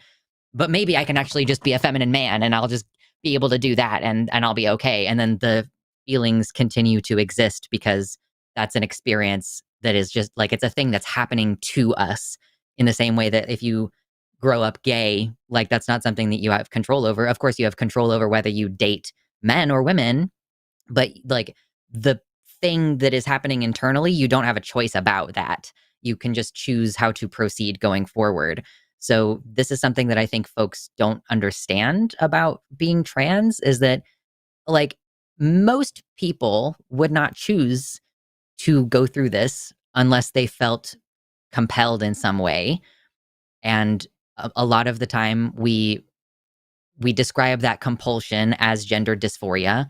Like, there's a dissonance between how you were born versus how you internally feel you should be. And some people can describe this as like a brain body map distinction, where some people will even describe symptoms of phantom limb. What do you mean, brain body mass? Can you clarify that one? So the brain body map is basically that, like, you are born with an idea of what your body should be like. Like, you have 2 arms and 2 legs, and that comes with a sense of like proprioception, where you kind of have a sensation that, like, you have these limbs, right? And if you're born without one, or if you lose one through an accident or something, there's like this phantom limb sensation, because your brain is like biologically wired to have these expectations for what the rest of your body looks like. So that's kind of like one of the ways that people explain being trans, is that we have a brain body map like misalignment, where like, there are some trans men I've seen who've basically been like, I strongly feel that I should have a penis between my legs, and the fact that I don't causes dissonance and friction for me internally. It means that I can't have sex in the way that I imagine having sex. It means that I can't pee the way that I imagine I should be able to pee, because my brain expects me to have this organ and it doesn't, which is why I typically say that, like, being trans is like a neuroscientific, neuropsychological phenomenon. Like, it has something to do with the biology of the brain, even though we would not be able to pinpoint the part of your brain that makes you trans. Like, it's a complex experience that is like it's an extant result of consciousness, in the same way that consciousness itself is an extant result of just having a brain that's as I complicated as our think brains you are. double talk though. I think you double talk so? because if you said that there's something in the brain, but then that we can't pinpoint it, you can't say it's something in the brain because we can't pinpoint it. That's not true. Well, that's not true, Dennis, because things are multifactorial and have multiple, and even if sorry, Alexa, I didn't mean to feel free. to jump in here. It's fine. But like even if you can't point to one exact, you have a severe misunderstanding of what brain scans even do. But there's a lot that goes on in a brain that you cannot. No, you're misunderstanding. There are things that happen in a physical structure of a brain that we cannot visualize, for one. There are things that don't relate to one specific receptor. There are things that relate to multiple different things interacting with each other. And even if you tried to pinpoint one factor that would cause the whole thing to change, we don't have that because it's a multifactorial system.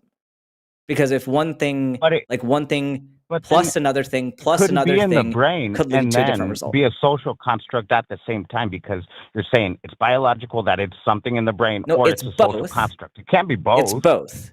It is. Yeah. No, it can in the same way that sexual orientation if it was is biological, both. it would be detectable.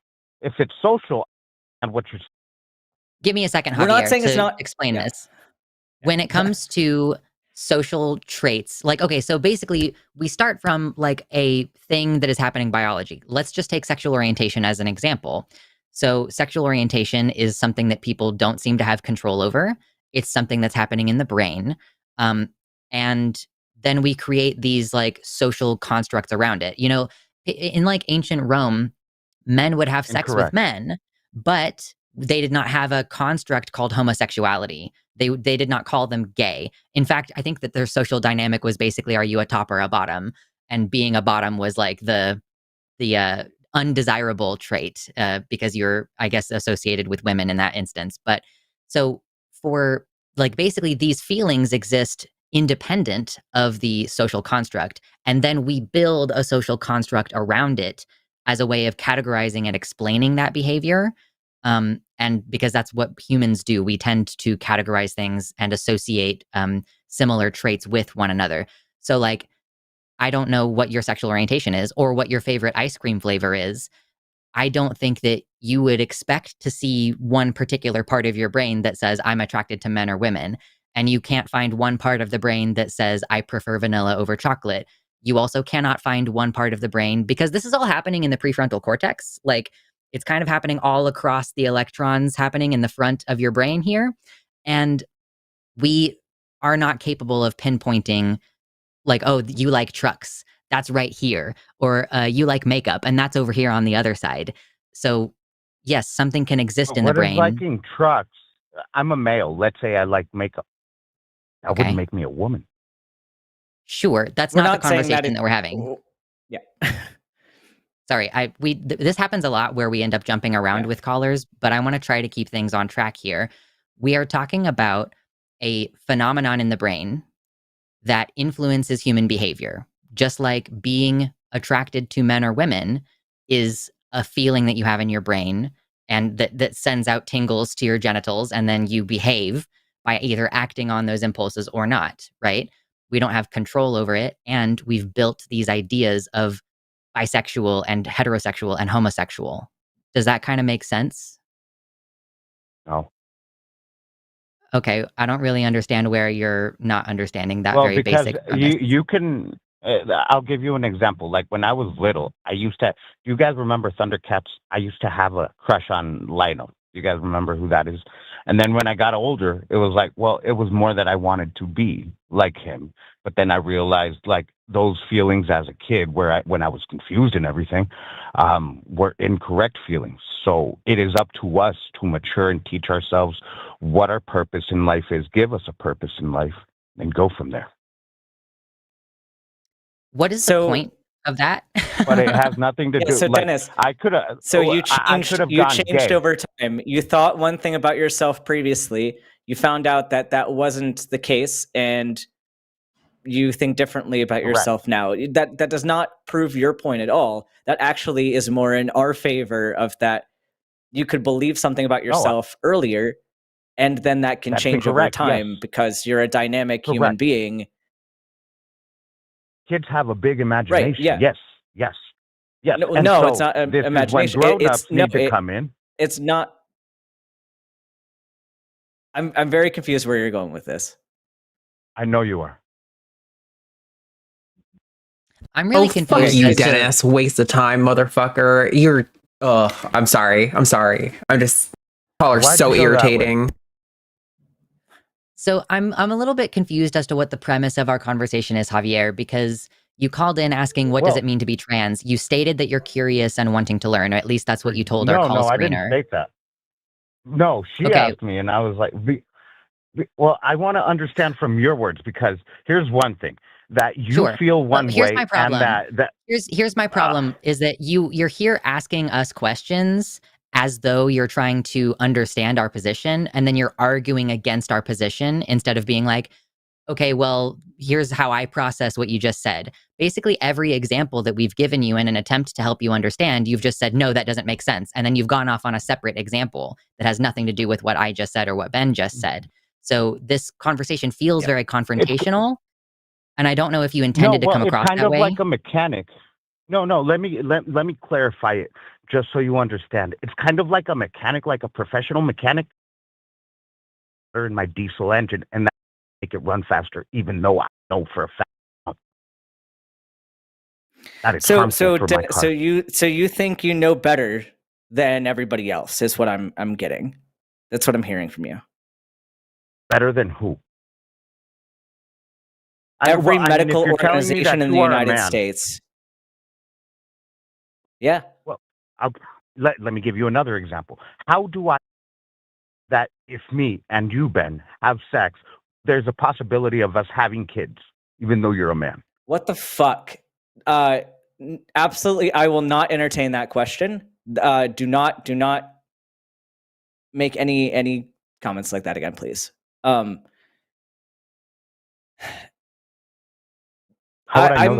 very upset with this conversation because, like, literally, you're coming in saying that essentially trans is a religion and we're trying to force our beliefs on you. And we've basically, our position is hey, we're trans. This is how you can respect us by using the name that we ask you to use, by using the pronouns we ask you to use. You don't have to understand what it means to be trans, but we just want to coexist as human beings on the same planet that we have to inhabit together. And what I keep hearing from your examples and from your arguments is that you don't care. You don't care whether things respect us or not. And with positions that we keep trying to explain the science behind this, you just say, well, but I just know better. I'm going to stick with my same position.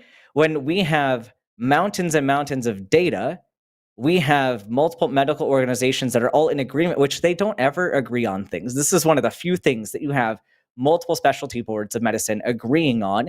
It's information that maybe is a bit over your head, and you're trying to, like, your arguments almost sound similar to like an anti-vax position. I don't know what your thoughts are on that, but do you think that people do you think that people who know nothing about a particular subject should just do their own thing and ignore everybody else that studies the subject matter, that comes up with regulations on the subject matter? Let me give you another example. Once again, yes, I do believe that if tomorrow all the mechanics in the world say gas is good for your water is good for your gasoline car, we should discard that evidence. It doesn't matter who says it. I think that you're fundamentally misunderstanding the concept of appeal to authority versus like an explanation from expertise. It's not like, it's like if mechanics had done rigorous testing to determine that diesel was fine in a gasoline engine and in fact improved the quality of function for that machine, yes, But it isn't. when the Shut major medical up. organizations, the interruptions and stuff are pretty annoying.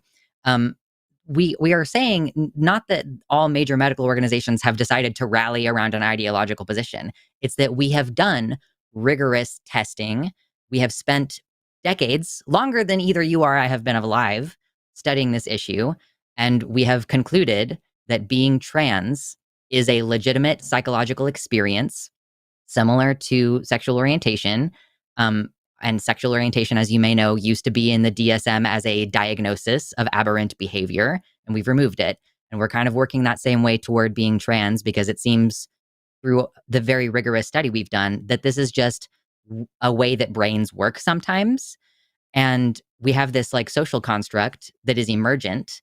Like trans people have existed since forever, but calling it trans is kind of new. We've created this social idea around it. So like this is what I'm trying to say is that we're not trying to appeal to authority. We're saying we've treated this like it's a delusion. We've treated it like it's psychosis. We've tried to get people to just tolerate being female who are masculine, like or like feminine men or whatever. And it just so happens that doesn't resolve the problem. So I'm not sure where your disconnect is on this subject. Issue.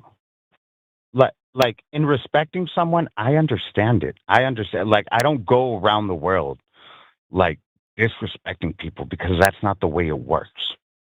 Right? Okay. Me as a man, I understand that if I go walk up to another man and talk shit, there's going to be consequences. Yeah. Really, really bad consequences. Okay. So you understand the social consequences. I think the problem that you're running into then is this idea that you feel that you're being forced to accept something that you simply do not know very much about. Like you're rejecting the premise I don't know of much about that I don't want in my life, that I don't need in my life. No, you clearly don't know much about it. You clearly don't know much about it, and you've demonstrated that you don't know much about it. And the fact that you've just said this is icky, and you clearly don't want to learn much about it, tells me a lot about your character as a person. And what I'm curious, just tell me why don't you want it for your life? What is your reason that you're like, this is icky, I don't want this in my life? Your life. For the same reason that you don't want Christianity in your life. It's none of nobody's business. So I'm curious about where, like, if we're coming from a position, like, we're in agreement that Christianity isn't true, but because we don't accept Christianity because there isn't evidence, right? But that's not the same thing and with trans people. And we keep trying to tell you there is evidence for trans people existing and for being a variation of normal. And the fact that you don't want to learn about it is not you taking a better and more skeptical position. The proper position, like as a skeptic, would be I'm going to read and learn about this thing that I don't know much about, and then I will make my decision based on the evidence. You haven't looked at all at the evidence. I have. And if you did, but you have to change your position. Example. No, because this is why I gave you the example. How would I know that if we get together, we can make babies? I'm done with him. Hold on. Yeah. I'm not dealing with you sexually harassing my co-host. Goodbye. Fucking freak. Hey, chat. Can we come up with a new slur? Because most of the slurs have problems, but I need a slur for Dennis. Calling him an idiot isn't enough. I need something more offensive. So go to work, chat. Yeah, that's crazy. I think the only reason that he wasn't sexually harassing me is that he doesn't know that I'm assigned female. Like, yikes. Yeah. I don't appreciate that. It's not cool. Like the first time we can tell you like this is uncool, but the second time is like, okay, bro, really deeply unacceptable way to speak to someone in any situation. So anyway, yeah, and then claims that he wants to be respectful. No, you don't. Yeah, that's bullshit. I want to know what conversation happened in the screening that we came away with the idea that he was asking questions because he wanted to learn versus like coming into concern troll, basically. Ugh, yeah. Yikes. Okay.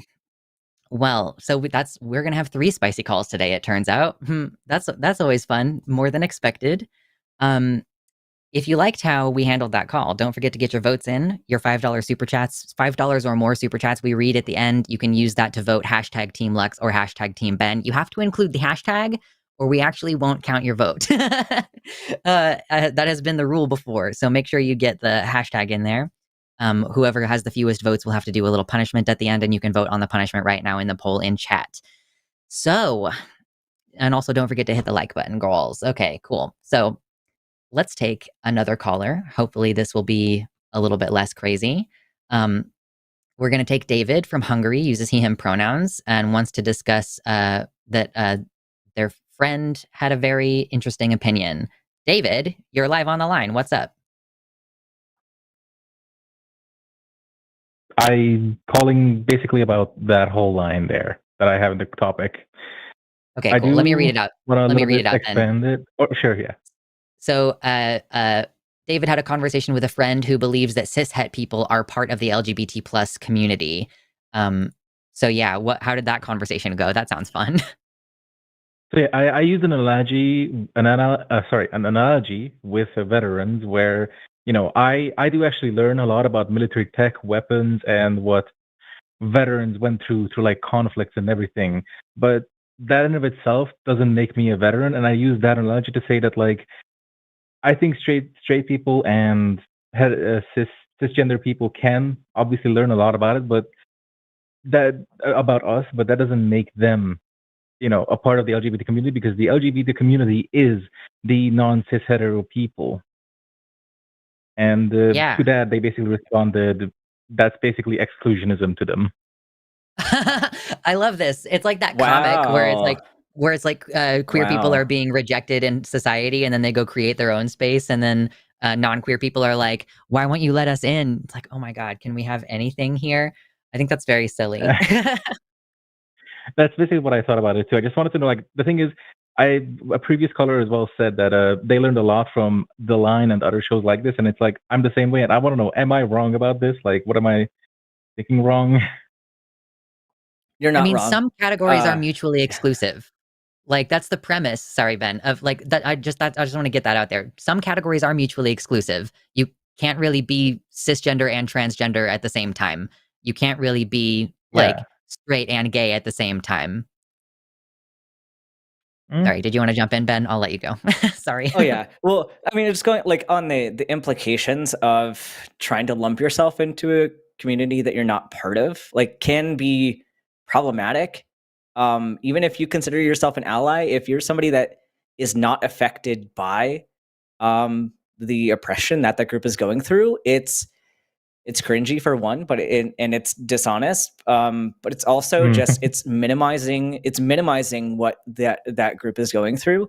It's like, if I were to demand to be included in certain racial spaces because of the name of inclusion, like, a lot of people would understand that that's not great, and that'd be a really bad move on my part to say that I in any way have a similar experience to, like, people of color. Like, I don't have those experiences. I don't face the oppression that they do. If I took a position trying to claim that I would be diminishing like that movement a little bit.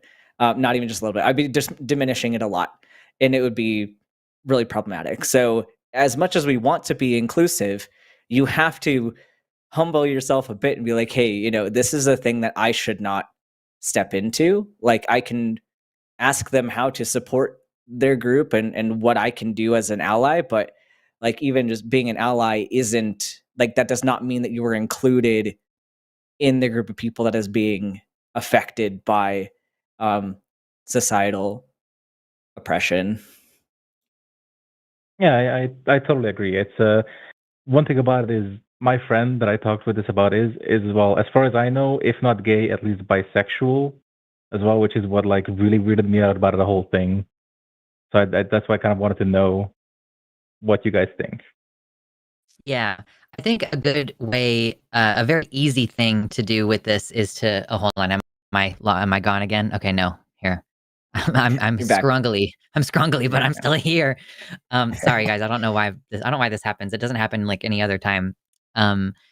Like you can support and be a fan of like a sports team, but being a fan of that doesn't mean that you are on the sports team. You know what I mean? Like Mhm. just because you support trans and queer people doesn't make you trans or queer.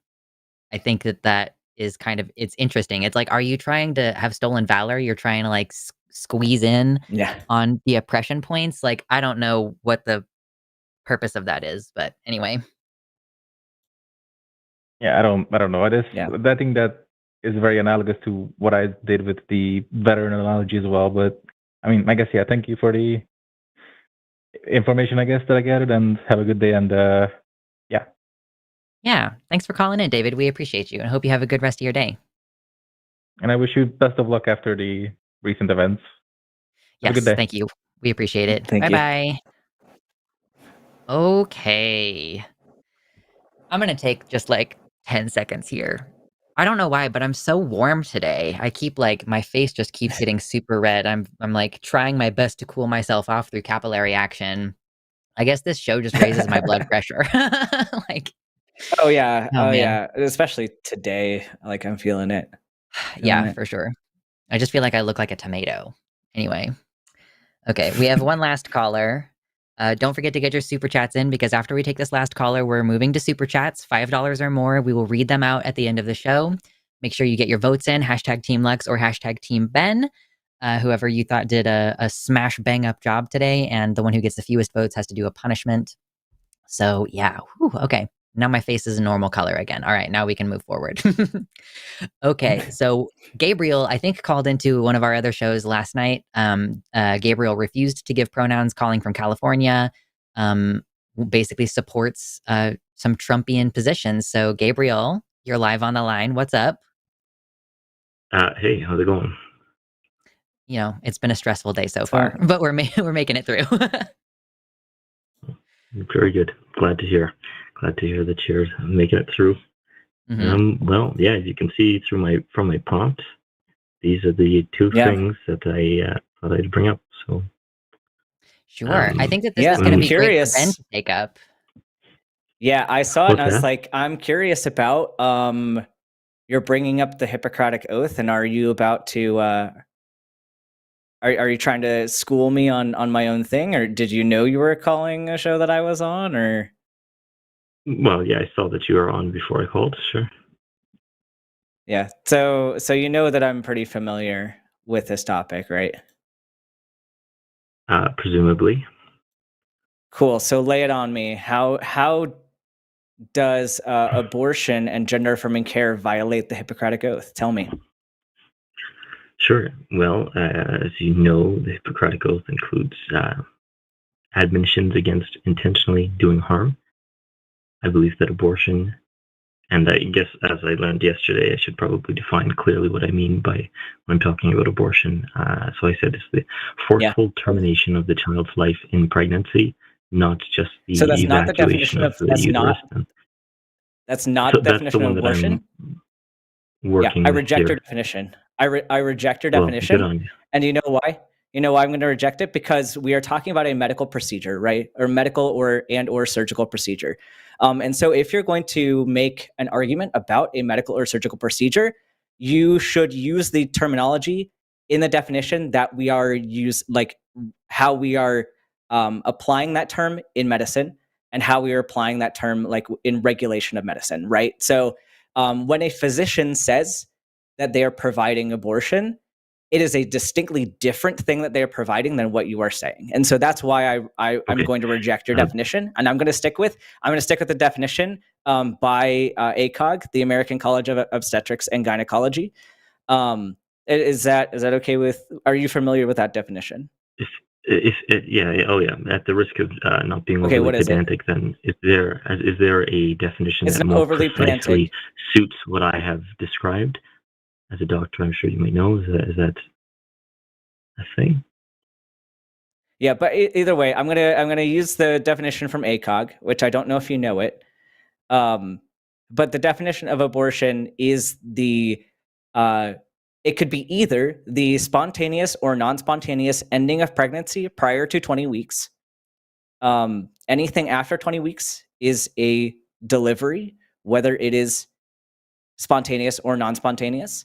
What we're really talking about, I'm sure, is the term termination, which you did mention a little bit. A termination is a non-spontaneous ending of pregnancy at any stage of pregnancy. So whether that be medical with pills, whether that be like a surgical termination, it can also be, like I said, ending of pregnancy. Are you aware that people end pregnancies to save the baby's life? And that's still a termination. Yes. Right. That So those are terminations. But I look. Yeah. Okay. So clear. the definition. I don't want to get caught up in the weeds of various. No, Gabriel. There's shut up. Shut up, Gabriel. Nuances. Shut up, Gabriel. But Gabriel. Gabriel. Do you understand why I'm giving you these definitions? Because I explained it. I think you're trying to be condescending to tell you the truth, and you're succeeding. Yeah, I'm going to be condescending because this is my job. I have delivered babies. Be condescending? What to be condescending to you because you're the one trying to give a position on something you don't know shit about. So, yes, I'm going to be condescending to you until you can humble yourself and say, you know what, maybe I don't know as much as I thought I did. Because you know what you did with your definition? You smuggled in things to make it an ideological point for you, but that's not what the discussion is in medicine. It is a straw man position. You're arguing against something that is not the actual debate with regard to abortion. Okay. So what we're, of course, arguing here is the termination of pregnancy. It is not at all, the term is not at all in reference to the state of the fetus. The state of the fetus does not matter for it to be termination. So the thing that we're saying, whether we legalize abortion / termination or not, it is about whether or not you can legally end a pregnancy non-spontaneously. So that includes C-sections, that includes induction of labor. So all of those things are included under this term of termination. So I want you to not at all think of it as the goal of ending a fetus, because that is not the goal. The goal is to end a pregnancy. So that's how we're going to use that term. Not always the goal. Sure, very enlightening. Okay, so no, what that is the goal. Against that is the goal. Specifically, I'm against Gabriel, specifically the kinds that do. The goal, life. Whether or not the fetus lives or dies, is not the goal. The goal is ending the pregnancy, and that can be for any reason.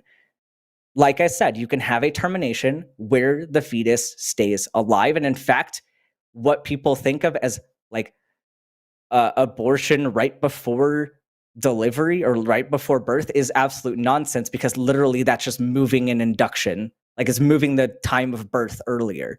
That's a termination that we're talking about. So you can have a goal, like you can end a pregnancy with the intent of keeping that fetus alive. And in fact, many terminations are with the goal to preserve both the parent and the gestation. So we need to be precise about these terms, because if you are asking for regulation about a medical procedure, we have to use that definition precisely and regulate that practice precisely. And so now that we've cleared that up, and I know you want to bring up gender affirming care as part of violating the Hippocratic Oath, but let's get into a little bit about medical ethics real quick. How familiar are you with medical ethics beyond like, did you just Google the Hippocratic Oath, or like, do you have any stake in medical care at all? Any knowledge of how medical care works? Well, I will have some, as I'm going to be a psychotherapist very soon. I know that's not, so it's somewhat germane. Yeah, so that's kind of frightening that you're willing to not go with clinical definitions if you're going to be a psychotherapist. Well, I hope you know that in whatever practice you go into, you can't just change definitions for things for whatever you want, and then and then make your own decisions. There are reasons why the terms are the way that they are in psychotherapy. So, sure, you should rewind it because I acknowledge that there is a standard definition. What I was trying to do was I was trying to precisely kind of lay out my qualms with the types, like, so if I were to ask you, do you know what the pro-life that's where movement I'm saying, stands for and that's example? why I'm saying your argument Do is. you know what the pro-life movement stands for? No, and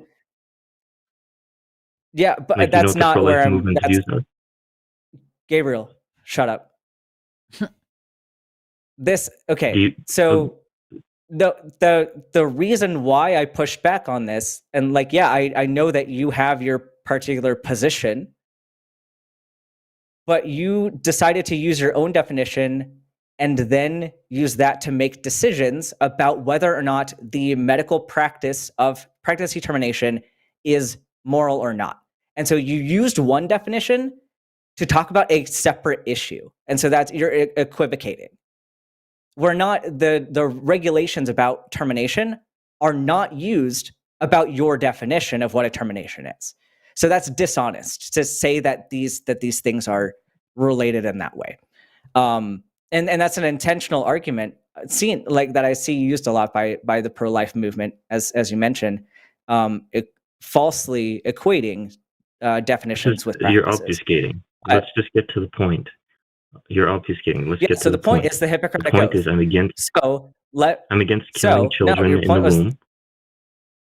I'm against killing children in the womb because that violates the Hippocratic Oath. Let's not be pedantic. There are types of abortions that kill. They don't actually. It sounds like you don't even know what a termination is because they don't kill anything in the womb. Most of the time, it's expelling conception from the uterus. That is not killing anything in the womb. So I would suggest maybe, like, before we go down any rabbit holes like that, learn a little bit about what the fuck you're arguing about. But the whole point here is the Hippocratic Oath, right? So what are the Gabriel, are you going to cooperate or are we going to hang up on your ass? Because if you're not willing to have a conversation, this is pointless. Since you know so much about medical ethics, what are the 4 pillars of medical ethics? You mentioned one of them, but it's not the only one, right? So you mentioned the Hippocratic Oath because you think that's an own on us in favor of your position. No, there I are didn't. 4 pillars of medical ethics. Then why did you bring it up? Why did you bring up the Hippocratic Oath? Why are you citing that? Okay, if it's not to make your point. I'll tell you specifically. I'm against children being killed in the womb. I believe that the Hippocratic Oath, which says to do no harm, would be directly contradicted by killing Gabriel, that's not answering my question. Gabriel, it's not answering my question. Why did you cite the Hippocratic Oath? Well, because I was asked in the waiting room to explicate my opinion further, to test my sound quality. Why is that your source? Why is that, Gabriel, why is that a source that you're bringing up? Why do you think we should agree with your position because of the Hippocratic Oath? Because some abortions forcefully terminate the life of a child. That's not answering my question. Gabriel, we are going to hang up on your ass if you didn't. No. Yeah, answer why the Hippocratic Oath? Why do you think we should care about the Hippocratic Oath? Why are you citing that? Because as a doctor, you should be interested in not intentionally harming the patient. So me, as a doctor, knows that there are 4 pillars of medical ethics, and there are priorities, and there's some times where you choose one over another. So do no harm isn't the only thing we care about. And in fact, that is lower on the priority list for a lot of people. So the pillars are non-maleficence, like you're saying, so do no harm. Beneficence, so doing the right thing, doing things that benefit people.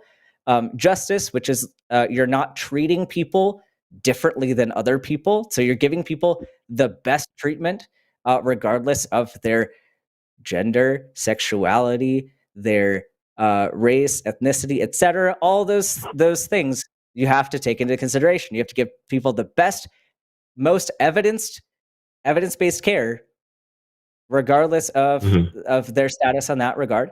And then another one is autonomy. Autonomy is the priority for medical ethics. Every medical decision comes down to those 4 pillars, right? And if we have to choose one over another, which we do oftentimes, autonomy trumps non-maleficence. And you know an example of this? And it's decisions I wouldn't make for myself, but Jehovah's Witnesses decline blood products. It would do them no harm. If I was only operating on do no harm, I would not allow them to make that decision, and I would forcibly give them blood. I can't do that, right? Because autonomy. They get to make the decision of whether or not they receive the treatment. So there are times you have to decide which aspect of medical ethics are you going to lean on. And the overwhelming majority of the time, especially for adults, autonomy is the number one priority. So the fact that you want to give us a gotcha for a medical ethic of do no harm, you are so off base for how we utilize the Hippocratic Oath and other components of medical ethics. And this is how we approach. How does this violate legally. autonomy? Can you? Right. So bodily autonomy for reproductive rights. That's one. And gender affirming care relies on autonomy. You have the autonomy to say, yes, I would like to transition, or no, I would not like to transition. Gender affirming care relies on a concept of consent. And if you consent, like if you and your doctor talk about what the right thing is to help you alleviate your symptoms, and you say, yeah, I want to try that, that is you exercising your autonomy to say, to make that decision for yourself. And that's the same. But the woman doesn't have autonomy to kill her child. That again, you are going back to that definition that I do not agree with. It is not, the goal is not to kill a child. It's in fact not a child at that point. That's not the goal. The goal is to end a pregnancy.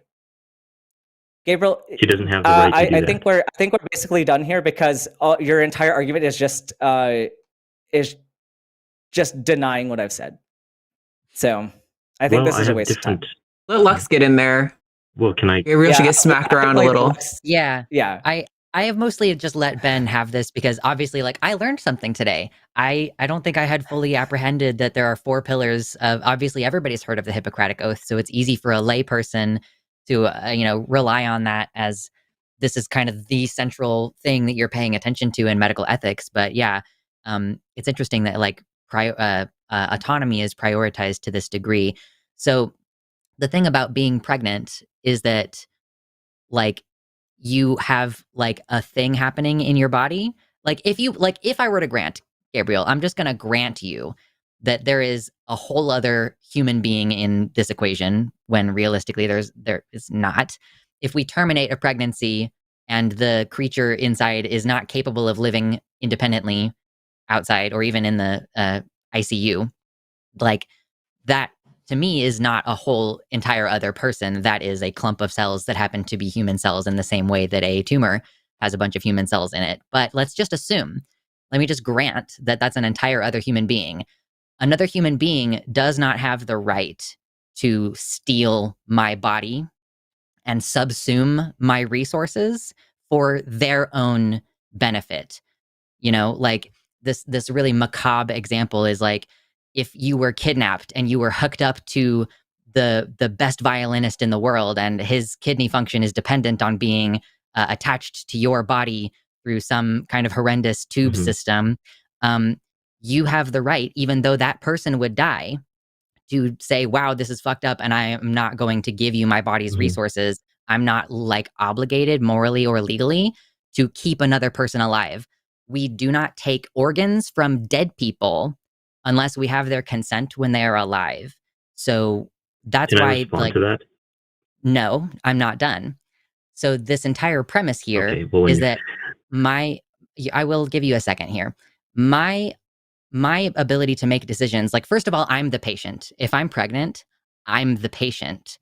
If I were to say that there is another human being, okay, well, that human being is violating my body and my autonomy, and I did not consent to it. It is in some ways comparable to rape and sexual assault.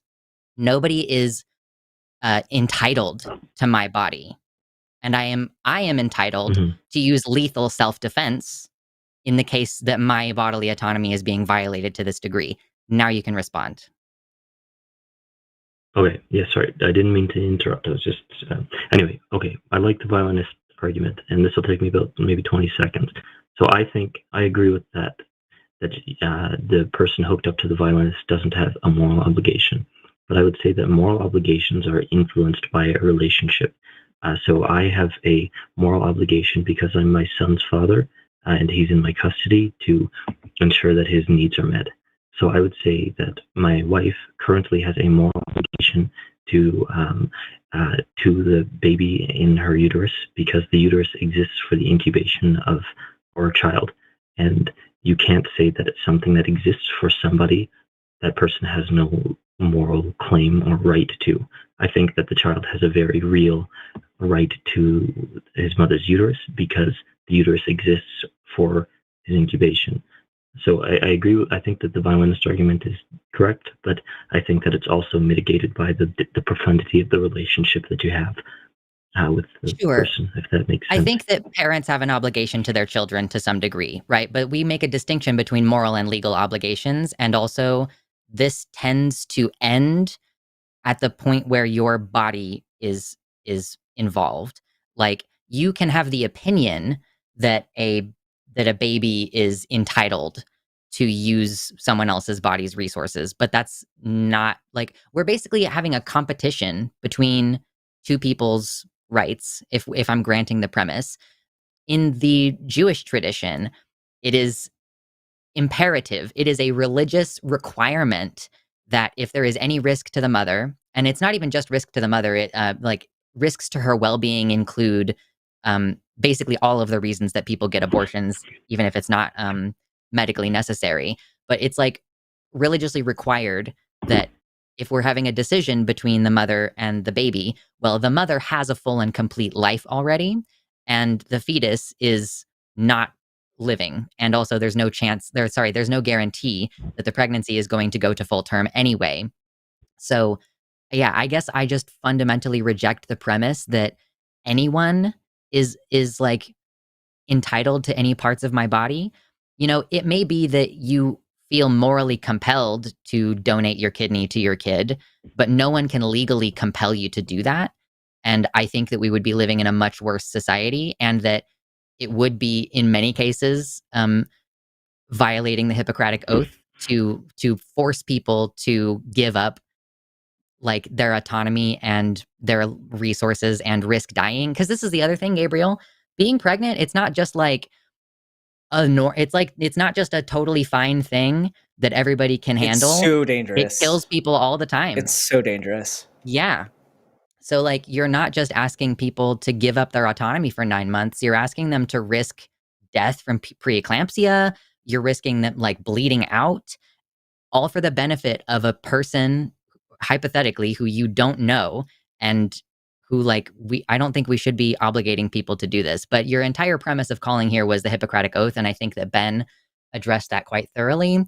I also am not sure how you are going to try to claim that it is harm to give trans people the medical care that they have asked for, especially since we have thoroughly studied this and there doesn't seem to be any extreme risk or harm involved with giving trans people hormones when they ask for them. So if you want to give like some final comments on the gender affirming care aspect, I think we've thoroughly tread the abortion conversation. Sure. Well, I'll say, yeah, I appreciate the answers. Thank you. I appreciate that. So for the gender affirming care, I would say that it is probably an abuse of medical facilities, as far as I can tell, because the claims going into the procedures are not justified. So, for example, the claim that, I am all of a sudden a woman, or I have been a woman my entire life, but, that kind of thing. I don't think that that's actually factual. And so to radically affirm something like that without sufficient evidence, I think, would be an abuse of medical facilities, would actually be negligent and malfeasant. So Gabriel, why the fuck should you be the one making that decision for somebody else? Should I'm not the one making that decision. Why should I care? Why should I care about what medical care you think somebody else should have access to, and what you think is a waste of medical care, or what you think is not? Do you have an actual answer, or are you just gonna get emotional? No, I want you to answer. I want you to tell me why you should make somebody else's medical decision for them. I'm not. Clearly, I'm not. Otherwise, there would be no transgender. Then why? Then why would you? Why do we should we listen to your opinion on this instead of the people who are actually practicing medicine, conducting these studies, learning about the nuances of this situation, and the people that have the responsibility to their patients to do no harm and to do all these good things for them. Mm-hmm. I have a responsibility. I have some stakes in this game here. You don't have training in medicine. You don't have a license to practice medicine. You clearly haven't read the guidelines. So why should your opinion be what we go off of for determining medical necessity? Okay, well, I'm not asking for that. I would say that there's no evidence. Then why are you even giving a position on this? Well, I'm saying that there's no evidence, there's no factual evidence for the claim that a man can be a woman. And so I would say that it's a non-starter for, and I would also say that a lot of medical institutions are, what would you call it, infiltrated by radical Marxist ideologues. Okay, so you're a conspiracy theorist. Yeah, you're a conspiracy theorist. Yeah, that's like a pretty wild conspiracy theory. Do you think? Yeah, it's like, do you think? I'm curious about like how much you trust certain doctors to care for you if you were in like a car accident or some severe emergency. Like, if you like, do you trust doctors enough to provide emergency care if you needed it?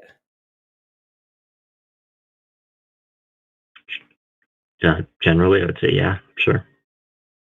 Okay. So generally, you trust the medical opinions because those are all like the guidelines for managing emergencies. Well, the guidelines created for how we manage emergencies, how we perform CPR, all that's created by the same medical organizations in the same way that gender affirming care came about and those guidelines came about. So if you're going to say that you don't trust the medical establishment because of those gender affirming care guidelines, you also cannot accept guideline based care for any aspect of medicine because they come about in the same way. Do you know what what it means to throw the baby out with the bathwater? That's precisely what you are implying. No, I'm saying that if you're going to say that that the institution is corrupt and that this is evidence of their corruption, when those guidelines are they come about in the same way as the guidelines that you accept are okay for treating people with trauma from a car accident, etc. So then why do you trust one set of guidelines but not the other? You have to tell me what the difference is there. Yeah. The transgender guidelines for best care and best practice are not as a result of rigorous study. That's not true. That's just you're kind of just claiming that. You're kind of just claiming that, and it makes me wonder where you're getting your education from. Because, like, well, can I ask you this? Let me ask you this: between the DSM-4 and DSM-5, do you know why the definition of gender identity disorder was changed, or why the term gender identity disorder was changed to gender dysphoria? Do you think that was as a result of some rigorous study? I mean, or do you think it was as a result of what would you call it? We have been studying this for a long time. Did you know that being gay was also considered a mental disorder, and it was in like what was it, DSM? When did it get taken out? Was it DSM-4? It was still in there through DSM-3, I think. So like maybe it's because our understanding of things changes and shifts over time. Yeah, Maybe so what it's that about we our understand understanding that of we're transgenderism has developed? stigmatizing. So, I mean, we have been like studying this since before either of us were born. Um, we've tried to treat trans people like they're delusional. We've tried to treat them like they're experiencing some kind of psychosis. We've tried to convince them to just be feminine men and masculine women. Um, they're like, we have done all these things the same kind of way that we do any kind of testing to see like, does this treatment work? Does this treatment work?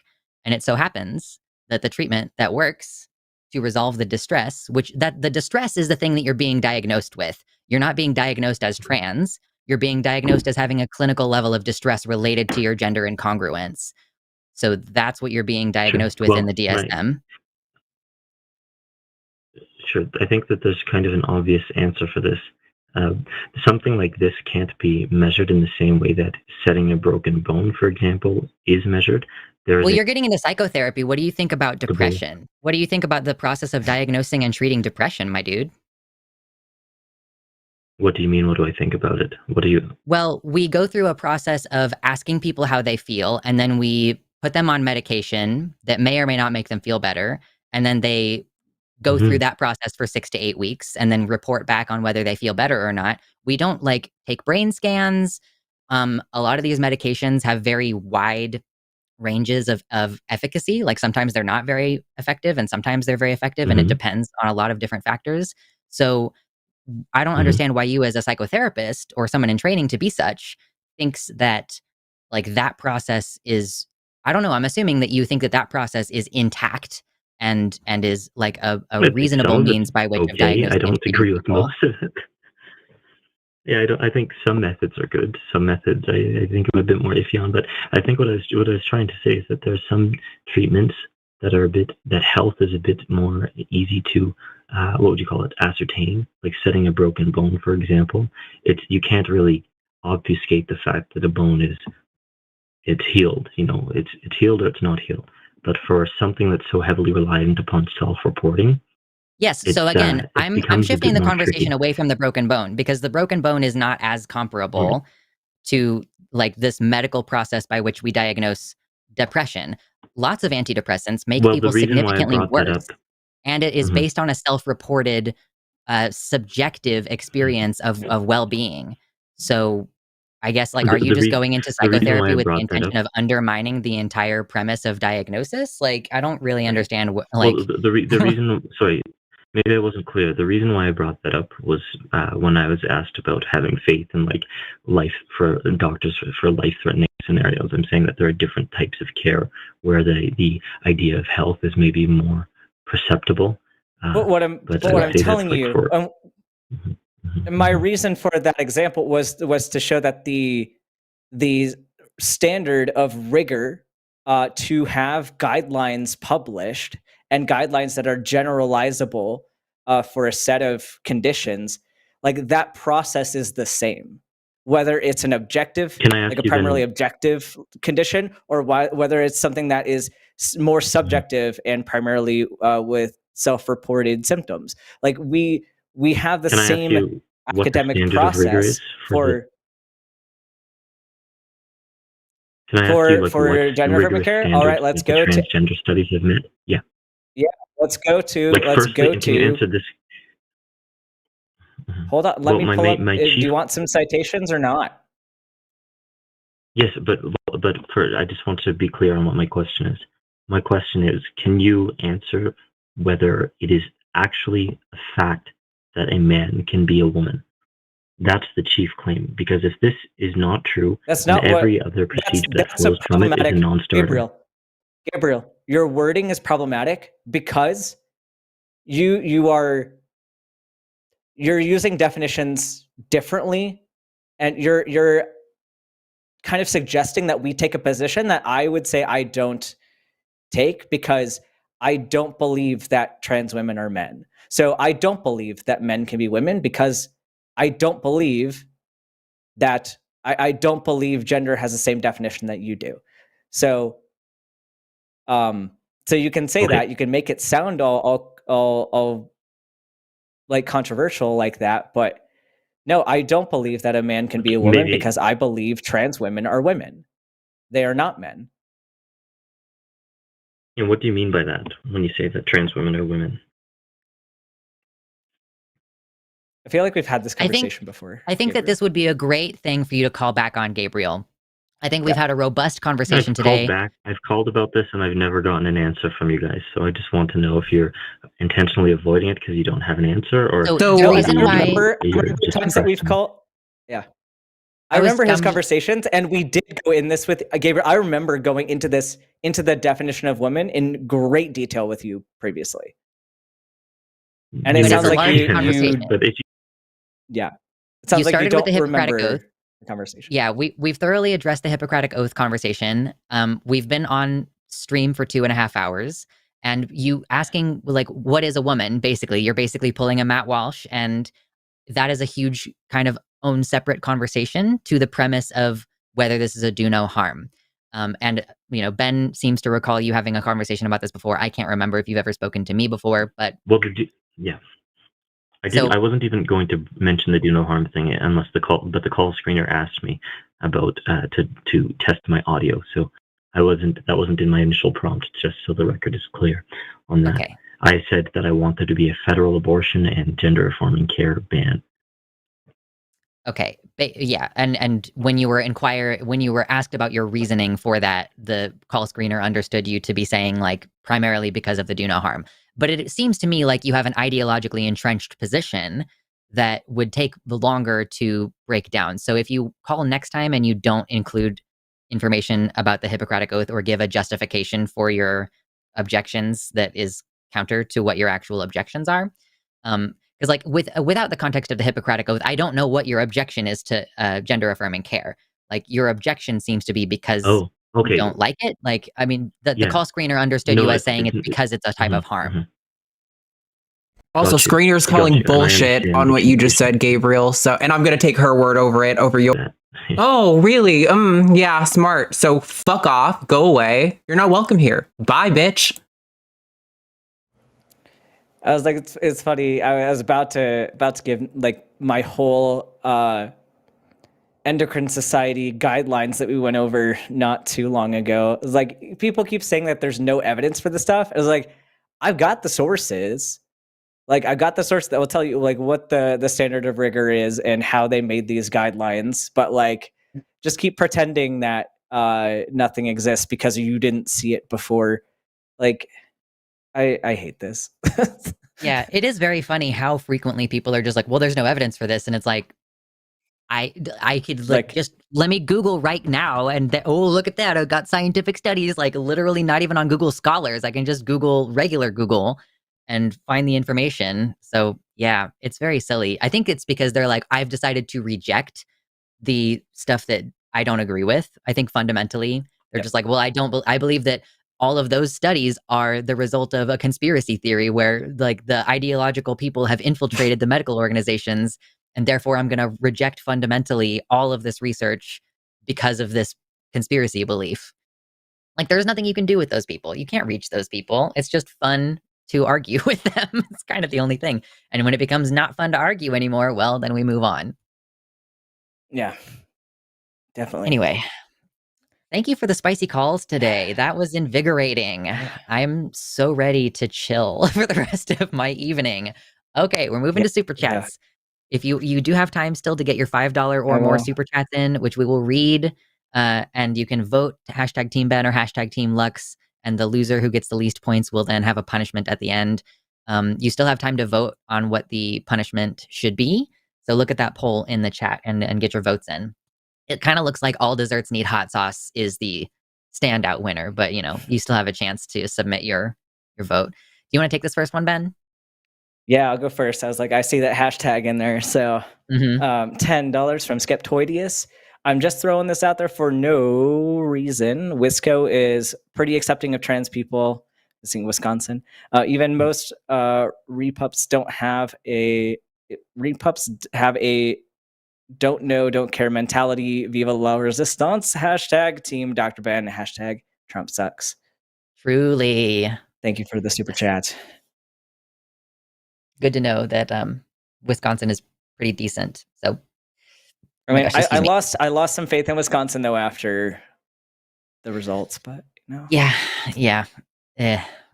Anyway, $4.99 from Rainbow Wolf. Thank you very much for your generous donation. Says, I'm cooking and I need help. Do either of you know if Alex Jones likes onions? That's a great question. I did see that. I did see that thing today with the onion. I laughed so hard. Yeah, the onion bought out Infowars.com. Yeah. So yes, that's very funny. £5 from Sean Isherwood. Arden did a great job managing things under pressure at the start. This is about 14 minutes in, so let's hope there are no more issues later. Arden is our glorious overlord that did handle a lot behind the scenes. And, you know, I will say hashtag Team Arden, even though she wasn't a host today, but she is there for us. No other major tech issues. I just realized I accidentally, in the poll, put all desserts need hot sauce instead of all desserts. It's supposed to be all desserts, so I think maybe we defend that, but I don't know. Maybe if someone really wants to go for desserts, I guess you can. It's fun to have options. Yes. $4.99 from Carla J. Thank you for your donation. Carla says, my best friend got their legal name changed this week. So happy. Hashtag Team Lux. Nice. It's good. Get your documentation in order, everybody. Yeah, do it now. Do it now. $5 from Zurith Moonpaw. Hey, Dr. Ben, have you ever had a is anyone here a doctor moment? Hashtag Dr. Ben. Sorry, Lux. Love you. Also, thank you for your service to this country, Ben. I have had a few moments like that. I hate them. When I'm not working, I don't want to be working. Don't need me. Mm-hmm. Makes perfect sense. Thanks. Be safe. Yeah, be safe because I'm not going to help you. £5 from Mystic Minds Analysis Tavern. Thank you very much for your donation. They say part of the Tallinn Railway's ongoing project for 75 years of preservation is making it a safe space for LGBTQ plus people. This is a form of mutual aid. I am not familiar with Tallinn Railway, but that's cool to know that there's more options. We need lots of mutual aid organizations right now. Yes, share your recommendations for things in the side chat. 10 Canadian from Seraphima Peath. I'm so sorry, I can't pronounce your name. Hi, I sent an email a few weeks ago asking what resources for helping to bring someone who is skeptical about trans identity into being at least more tolerant, if not a future ally. What can you suggest? This show? Yeah. Get them to call in. There's so many things we could send you to.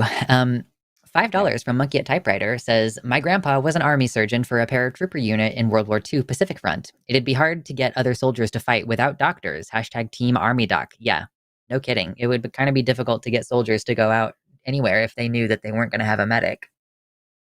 Yeah. $19.99 from Flash Prez Blue Wolf. And I don't see a comment here. Thank you so much for your contribution. $10 from Dade Murphy says, fuck US imperialism, fuck capitalism, fuck the military-industrial complex, fuck US hegemony, and what's good, Monkey at Typewriter? Yes, agree with many of those sentiments. Yes. Oh, here's the chat. Oh, the chat didn't save. Oh, so another $19.99 from Flash Prez Blue Wolf. Previous super chat didn't save, so here's another. Thank you so much for the double super chat. The Onion bought InfoWords at auction, and I think it has the recipe for some exciting stuff. I do too. Love Takis and marrying my furry partner in 2 weeks. Woof! Congrats on woof, woof. the marriage. That's so exciting. Nice.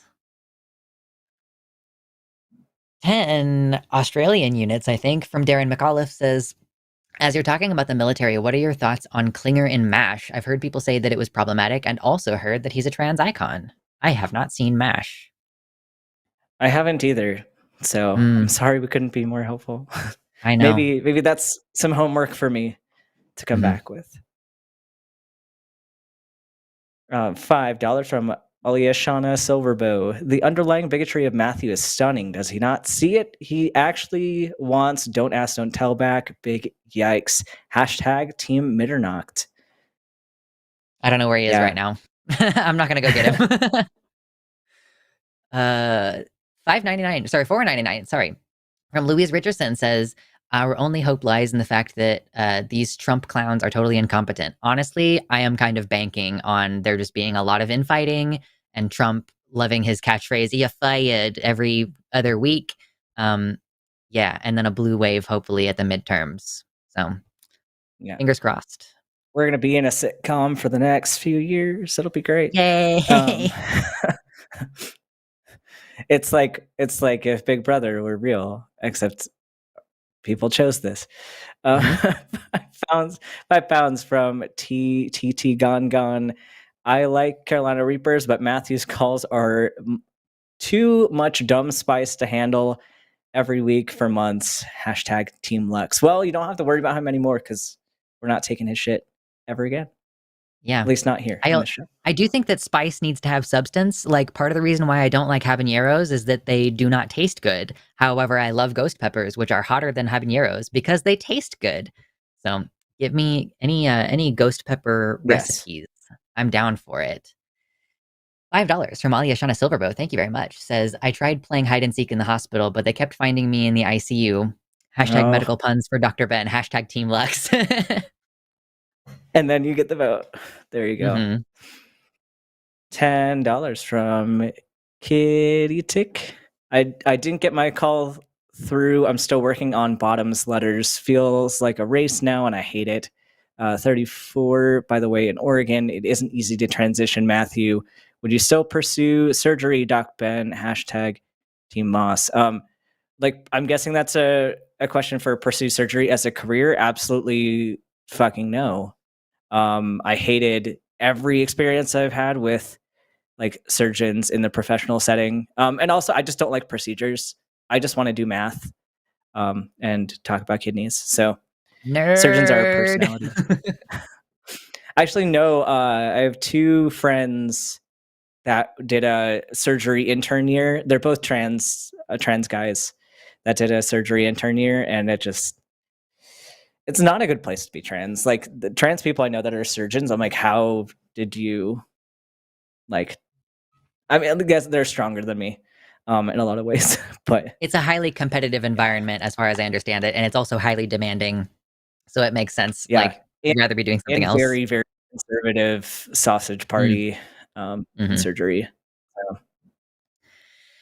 Well, $5 from Mr. Boricua 10 says, come on, Matthew, good grief. The man just refuses to acknowledge his issues. He remains as dishonest as ever. I pity him. Love from work. Hashtag Team Lux. Yeah, God bless him. We gave him as much time as we possibly could over the, how many, 3-4 months that we've been taking calls from him? Yeah. And every single time we were just back at square one. And I do genuinely believe that this is some kind of obsessive exercise that he's been engaging in. So I'm happy to no longer be feeding him whatever it was that he was getting out of calling us. So yeah, good gracious. I'm glad we're done with that. I know that you all are tired of him too, so you're welcome. Yeah, for sure. $10 from Uncomfy. My first super chat. Thank you for your first super chat. Super excited. It was on our show. Getting ready for class, so I probably won't be here when y'all read it. I really appreciate the show every week, especially post-election. I'm scared, but y'all give me hope. Yeah, I think we're all scared, but trying to do the best we can with a situation that we can't control. And we'll keep arguing here. We'll keep doing the best we can. So I think the most encouraging words I can give at this time. I don't have anything else. Yeah, last week would have been a tough show for you. I was like, we're literally just going to do therapy the whole time. That's basically what we're doing. $10 from Larry Fishman. Thank you. Larry, you got to change your name on here because I know that you're transitioning and you've just started being out as female at work, and I want to know what your actual name is. My mom has been Googling and wants me to consider Portugal if I have to run. Trans care is more accessible there, and the American expat community is pretty far left. The language is gibberish, though. Yeah, I don't understand Portuguese. It sounds beautiful, but it makes no sense. Yeah. Like, it doesn't sound similar to any other languages, even though it is obviously quite closely related to Spanish. Yeah. Which is why I love it. It's so cool. $10 from Jax to KB. I still will never. I'm just going to pronounce your name differently every time, and I apologize. Hashtag Team Lux. Appreciate your dono. $10 from Haley Garinger says, off work this week and able to listen live because I had a GA rhinoplasty last Friday. Got the bandage off today and went immediately to renew my passport. I wish that wasn't my first concern. This sucks. Yeah. I'm like about to move, so it's like not even a good time for me to apply for a passport because I don't want to have like a snafu in the mail or something. So yeah, but congrats on your rhinoplasty. Congrats on your surgery. Yeah. Hopefully it's everything you dreamed. $10 from Melatonin Ale. Javier, I don't want to butcher these words. Is it Mux? I don't even know how to pronounce that word. Yeah, I'm not sure. I know Third gender sometimes, in the yeah. sometimes the X is Sometimes like a it's like an SH sound. Yeah. Yeah. I have no I don't idea. know. I don't want to butcher this. A third gender in the Zapotec culture of Oaxaca, Mexico. They're assigned male at birth, but don't identify in the binary and take traditional women's roles. They predate Hernan Cortez. So yeah, lots of cultures we're seeing, like people are saying trans people haven't existed until now, but they've always been there, and in a variety of different cultural settings, and in a lot of places more accepted then than they are like now. So Yeah. It's not a new thing. And with different roles constructed around it. What? Yeah. Social roles get constructed around biological things. Crazy. Anywho, thank you. $10 from the legendary Gingerbread Man. Fantastic name. Says picking between Lux and Ben is like trying to pick which parent is my favorite. Unfortunately for Ben, Lux is one of my favorite hosts, so Team Lux. Love the show. You both rock. Does this vote count? No Arden? hashtag. No hashtag. Otherwise, Come on, team. We've been doing this for over 3 years. You can figure it out by now. Also, Melatonin Ali in chat said that was Mushi. They were MU space SHEE. So I think it's Mushi would be how you'd say that. Mushi. Okay, cool. Thank you for teaching us in the chat. Yeah. $10 from Nadia Yvette Chambers. I can't get through on the phone. Lux, what can I cite to show others as evidence of laws making trans people obscene per se? The West Virginia law that didn't pass, I know now is tough for me to make a case with. God, I mean, there's like a lot of them. Literally there was one in Arkansas, which did not end up passing, I don't think. But it genuinely, if you're trans and you're using the wrong bathroom in the presence of a child, and that includes like if you're in the bathroom and you're taking a poo and you're in the stall and a child comes in and washes their hands and then leaves, that was equivalent. They were basically putting it right next to physically harming a child, as far as the punishments go. So these are fewer and further between. Obviously, it's a harder case to make to say like just going pee in a bathroom is equivalent to physically harming a child. But yes, the one in Arkansas for sure. I feel like in a lot of the Florida, drag bans, yeah. Any drag ban basically says that this is sexually deviant, and that's the reason why they're making it illegal. So, I mean, yeah, look at Erin in the Morn. She's coverage of like all of these laws, and then my YouTube channel for the past 2 years. Anyway, thank you for your donation. It's you. Oh, is it me? Oh, I'm losing my mind. Okay. 10 Canadian units from Quantum Chaos says, Canada seems determined to follow suit politically. Any tips how I can protect my preteen trans daughter? Ready to throw hands for her, but would rather not have to. Love you all, but hashtag Team Arden for life. Yeah, I mean, keep campaigning, keep protecting her, like keep asserting that, you're not going to accept these changes as a Canadian citizen. I know, like, yes, obviously you all have a tendency to follow suit in whenever we get more conservative, but yeah, I mean, just don't back down, don't let people lie about you and your family. Pretty much the short story.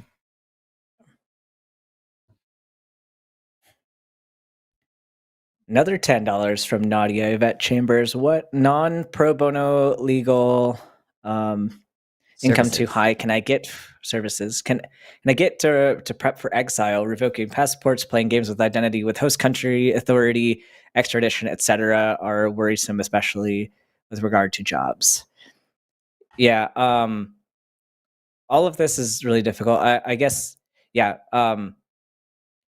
Legal resources, kind of like Lux was mentioning earlier, like in every place has kind of different things, and internationally they're probably going to have different resources and stuff like to look into. So I don't have any specific recommendations on this, but the Transgender Law Center might also, again, have some resources, even if you don't require pro bono services. Like, since they actually have like lawyers who work with them, you might get more clear answers. We're just kind of going based on our best guess as to what you can do.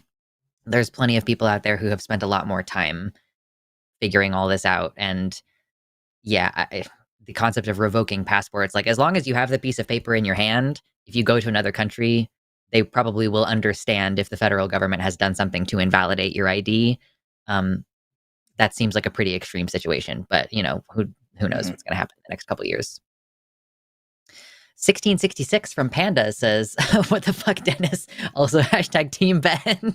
Oh yeah, Arden, you cracked me up when you changed his name on the bottom of the screen. I thought that was very funny.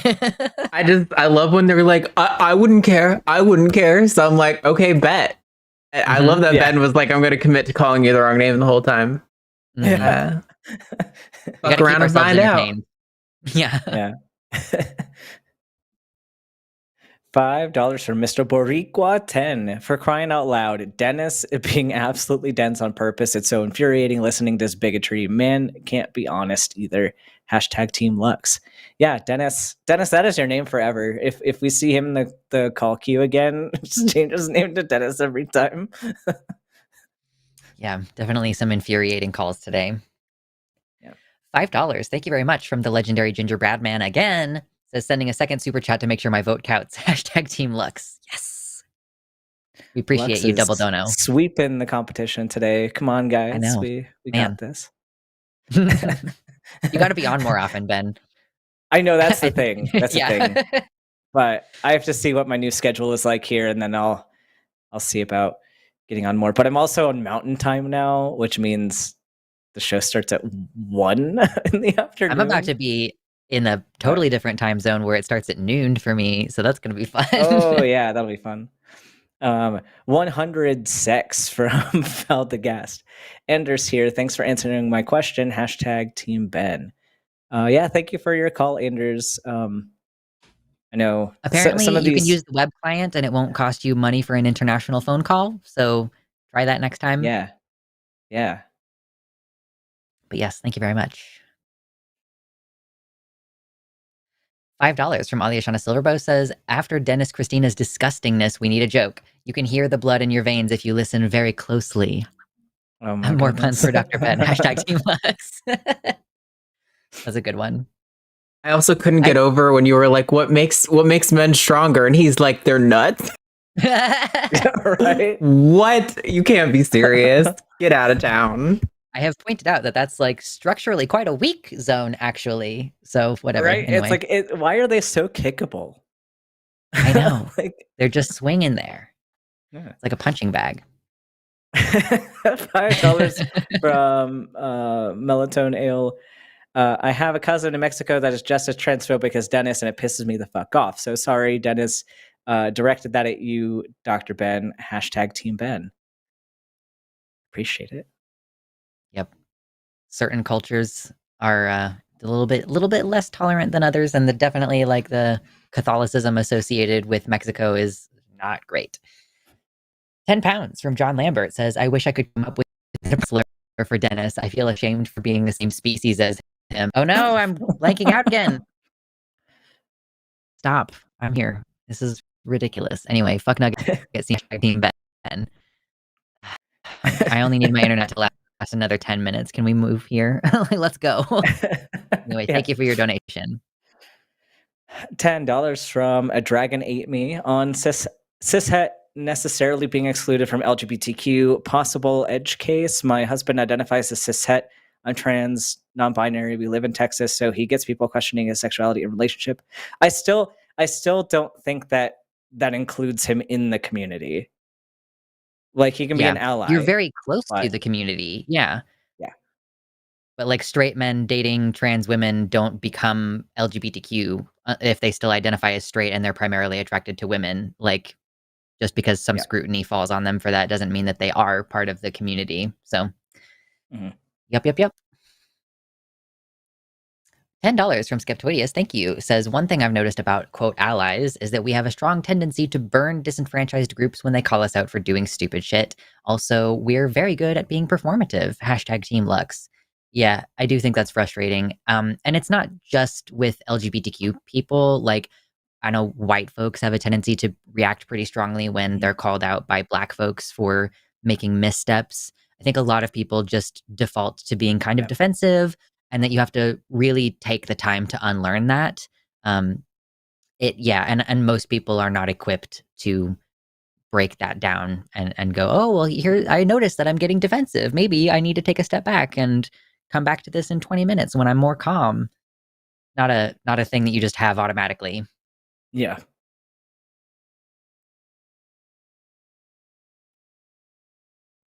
$5 from Haley Geringer. I didn't have room for a vote last chat. I think Ben deserves this after Dennis and Gabriel. Love you too, Lux, but hashtag Team Ben.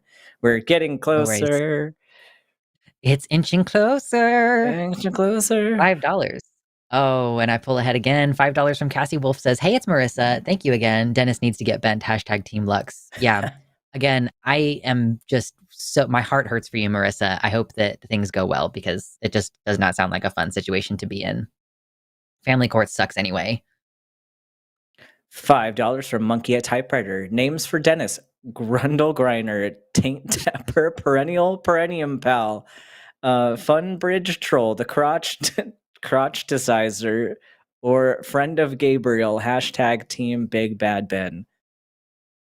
Yeah, I apologize to the audience that I wasn't as, like, even though I was argumentative today, I was not like as screamy, spicy Ben. My energy was lower today, but I promise Angry Ben will make a comeback at some point. I'm loving these slur options, by the way, because I feel like conservatives only respond to mockery. And I don't want to actually offend marginalized people. So as you know, tempting as it is as an edgelord fucking internet person to use the wrong words, I'm like, just give me new slurs, please. I need new slurs that I can actually say off the cuff. Oh God. These are all insults to all the people who really like the taint tickle. Yes. I don't know. $5 from Aliashana Silverbow says, I went to the library to get a medical book on abdominal pain. Somebody had ripped the appendix out. Hashtag more puns for the amazing Dr. Ben. Hashtag Team Luxander. I love how she's directing the puns at you and then giving her votes to me. Yeah. This is a trend that has happened in the past, where they vote for the other person, but then direct the comment at me. $5 from Monkey Typewriter. Gabriel, I think medicine has been infiltrated. Across town, 4 trans doctors are rappelling into the NIH to plant false data. Mission trans possible. Yeah. I guess. Wild. I don't know how else you imagine that's going down. Oh gosh, 1999. Thank you very much. JW Edgy says, many of today's calls were frustrating, so take some money. The other day, my girlfriend said all the buff dudes that take steroids are just boys taking gender affirming care, and that's all I can think about when I see them now. It's true. Oh, yeah, and definitely. Yeah. Yeah. They are emotionally very stunted as well. Yeah. Yeah. And low T clinics are everywhere. It's crazy. $5 from Aliashana Silverboat. Oof, today needs another joke after all those spicy calls. Medical students hate the test on kidney stones. It's the hardest test to pass. Hashtag Team Lux. And I love the pun, but also as a hopefully future nephromancer, I loved the test on kidney stones. I loved the renal everything in med school, but and also they missed the opportunity to call it nephromancy. it would have been better as necromancy. $5 from Mr. Boricua 10 says, did the Tree of Evil drop invites to an evil con? What the hell was up with these callers? Keep powering on. Much love. Hashtag Team Lux. Yeah, someone in the chat too said that that apparently there have been lots of callers on the other shows this week about abortion, and they were like, are they coordinating? Like, yeah, I think we would have been inundated with very frustrating calls if we had accepted oppositional calls last week, because I do think that we're going to see a bit of emboldened anti-trans rhetoric for a bit here. Oh yeah. $5 from Bobtailed Trucker. Bilateral orchiectomy due to cancer or other is the same as losing women's rights. True? Yeah. $10 Australian from Steve Lancaster says, greetings from Australia. You guys are awesome. Sending the best of wishes to you all. Keep fighting the good fight. Hashtag Team Ben, although you all deserve to win. We appreciate it. Thank you very much. Keep closing the gap. Show. Keep closing the gap. Keep closing the gap. I don't know if we're going to do it today, but I have hope. $5 from Stephen G. Clenard. I've been through the desert. I've been through the desert on a horse with no name and no hot sauce. It felt good to be out of the rain, but the food was bland. True. Yep. $9.99. Thank you, Chad Bainey. Says, always seem to miss the live show. Any advice for someone coming out to a religious family that also voted for Trump? Hashtag Team Lux for the win. Love you, Dr. Ben. Also, thank you to all the vets on the line. Yeah. Any advice for coming out to a religious family? I mean, be prepared to not have a good time, I guess. Like, yeah. If you're not living with them anymore, then go ham. Take the opportunity to challenge their beliefs.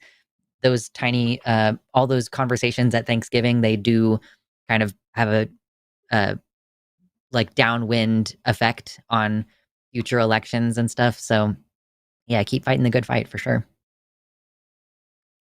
$10 from Mo Scoville. You have so much more patience than I could ever conjure. Thanks for keeping your heads up and fighting the fight. Usually hashtag Team Arden, but today I'm hashtag Team Ben. I appreciate it. The gap is still the same because Lux keeps getting votes. So we'll see. Oh, and it's just gonna keep growing. I know, That just gap gonna is keep growing. happening. It's my hair. I'm sorry. It's just looking too cute today. $5. Thank you, Larry Fishman. Says, I'm not going to use my name as a screen name, but it's Mod. Okay, Mod. And I've actually been to Portugal, and the weather and food are amazing. Hashtag Team Lux. Yeah, I would love to travel to Europe someday if we stop having multiple like life-threatening diseases all over the place all the time.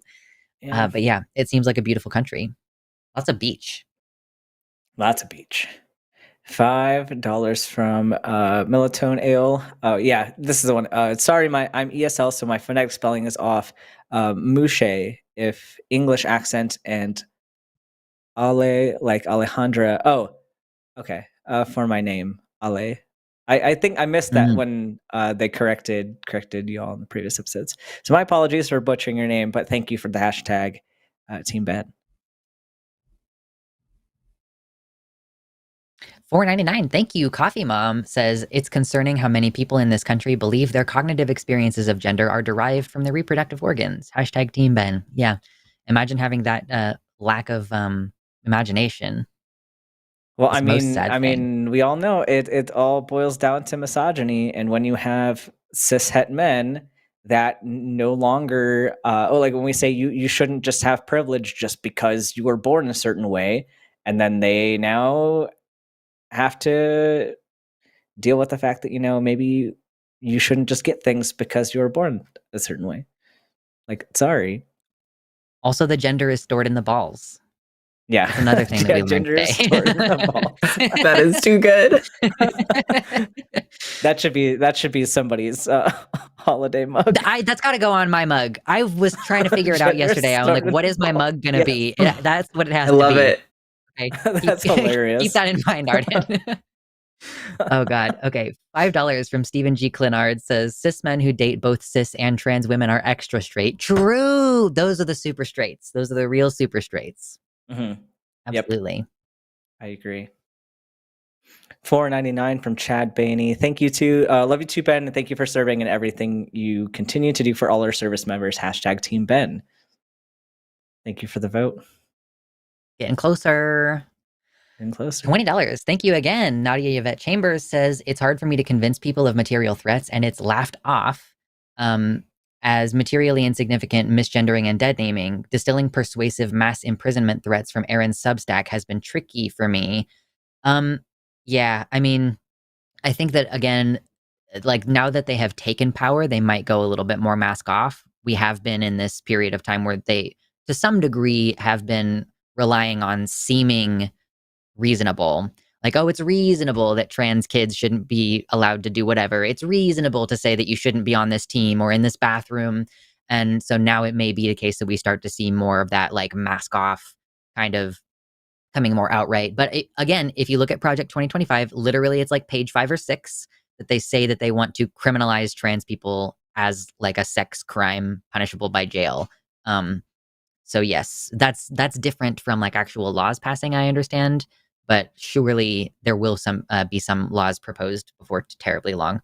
Look for those pre-filings, since we're getting we're kind of at the end of the legislative season. £5 from Herbie Shine. I'm horrified and disgusted by some of these callers. Yep, I am with you. Pretty crazy today. $4.99 from Stacy1904 says, hashtag Team Ben, you deserve 1 million points for what you dealt with today. You're both amazing, and props to Arden, the best producer ever. Yes, props to Arden. God from above speaking to us. Yeah, we always knew God was a woman, but I guess knowing that you hear my voice, I did the. Oh, I didn't want it. I didn't want it to switch over. I just wanted the light to turn on whenever I started talking. Fuck. No. Got to get back to the super chats. There we go. Back to super chats. $5 from Tenacious T. As a construction inspector, I hear so much transphobic rhetoric spewed. Trying my best to inform these bigots. Hashtag we need proper education. Hashtag Team Ben. Thank you for your vote and keep up the good work. Mm-hmm. The gap is closing, people. The gap is closing. No. Thank you for the $10 from Space Barbarian. Says, do transphobes not know how words work? By the way, I suggest broflake. Ooh, that's good. Ooh. Hashtag Team Dr. Ben, out of solidarity with the Council of Bens. Ooh, the Broflake Council of is a good Bens one. sounds fun. Mm-hmm. I do like broflake. That's funny. There's one super left. Could this be enough to tie it up? Nope. Nope. No hashtag no vote. Did I just read one or did you? Did I just read one? I can't remember. I'll just take it. $9.99 from JW Edgy. Thank you. Says, every time you mention Jehovah's Witnesses refusing blood, I remember how I was prepared to die for my faith when I was in it. I wish religion had half the regulations they put on women and trans people. Yeah. Yeah, I do think that's a very poignant example of refusing care and then prioritizing autonomy by not forcing it on people, including their kids. Like, that's the thing that's messed up to me. Yeah. But anyway. All right. Well, thanks everybody for your super chats. It looks like I won by only 1 point. It got really close there for a second, but Ben now has to spend for 2 closing minutes. the gap a little bit. Yes, we appreciate all the votes, no matter who they're for. So yes, you all voted. Ben has to spend 2 minutes defending the position. No, you guys. Just getting another one in there. Now it's tied. But I think unless we get like another one right now, I think we're going to continue with the plan. It's still me. Yeah. Okay. All right. Dr. Ben, are you ready to defend your position that you hold very closely and sincerely? Okay. I do love hot sauce. Charging up the clock. 3, 2, 1. All right. So we're talking about desserts, and when we're talking about culinary things in general and the culinary arts, there are all different types of flavors, right? There's sweet, there's salty, there's bitter, there's spicy, there's like umami, and like there's acidity, etc. And when chefs put desserts together, you can't just have one flavor profile. You need a good combination. And the problem with desserts nowadays is that it's just too sweet, especially in the US, where it's just like the flavor is either sugar or salt with our food. And we need to broaden and add something else. So my proposal is that every dessert, all desserts, need some type of hot sauce to kind of balance out the sugar. And like examples of chocolate and chili is a pairing that works very well together. Vanilla and chili can work very well together. Chili's very versatile, and you have a wide variety of chilies that go into the hot sauces. We even have hot honey as a thing now. So hot honey is, I would say, is a hot sauce that can go on many, many desserts. Some desserts, maybe, like when people think of hot sauce, they often think of like Tabasco or things, but that's not what I mean here. I mean like a good quality, like ghost pepper sauce or a hot honey.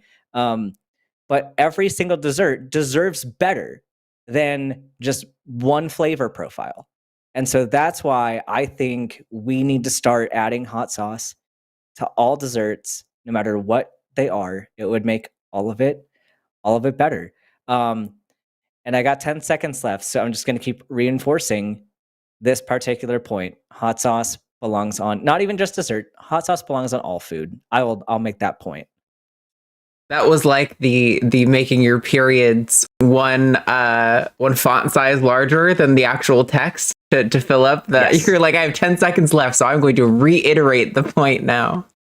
Yep. Mm-hmm. Yep. Thank you for these last couple super chats that have come in. Jerry, thank you for the $20. Thank you, Nadia, again for another $10, and then Melatonale for the $5 super chat. We appreciate you guys. I guess that's our show. That's our show for today. So thank you all for joining us. I'm going to be back next week with Josie. Join the Patreon and you can get your name in the credits. Wow. And there's all kinds of other things that you can get if you join the Patreon. So support the line directly so that we can keep the lights on, keep these shows coming to you. Support the work in the back end that Arden does, as well as our call screeners and all those folks.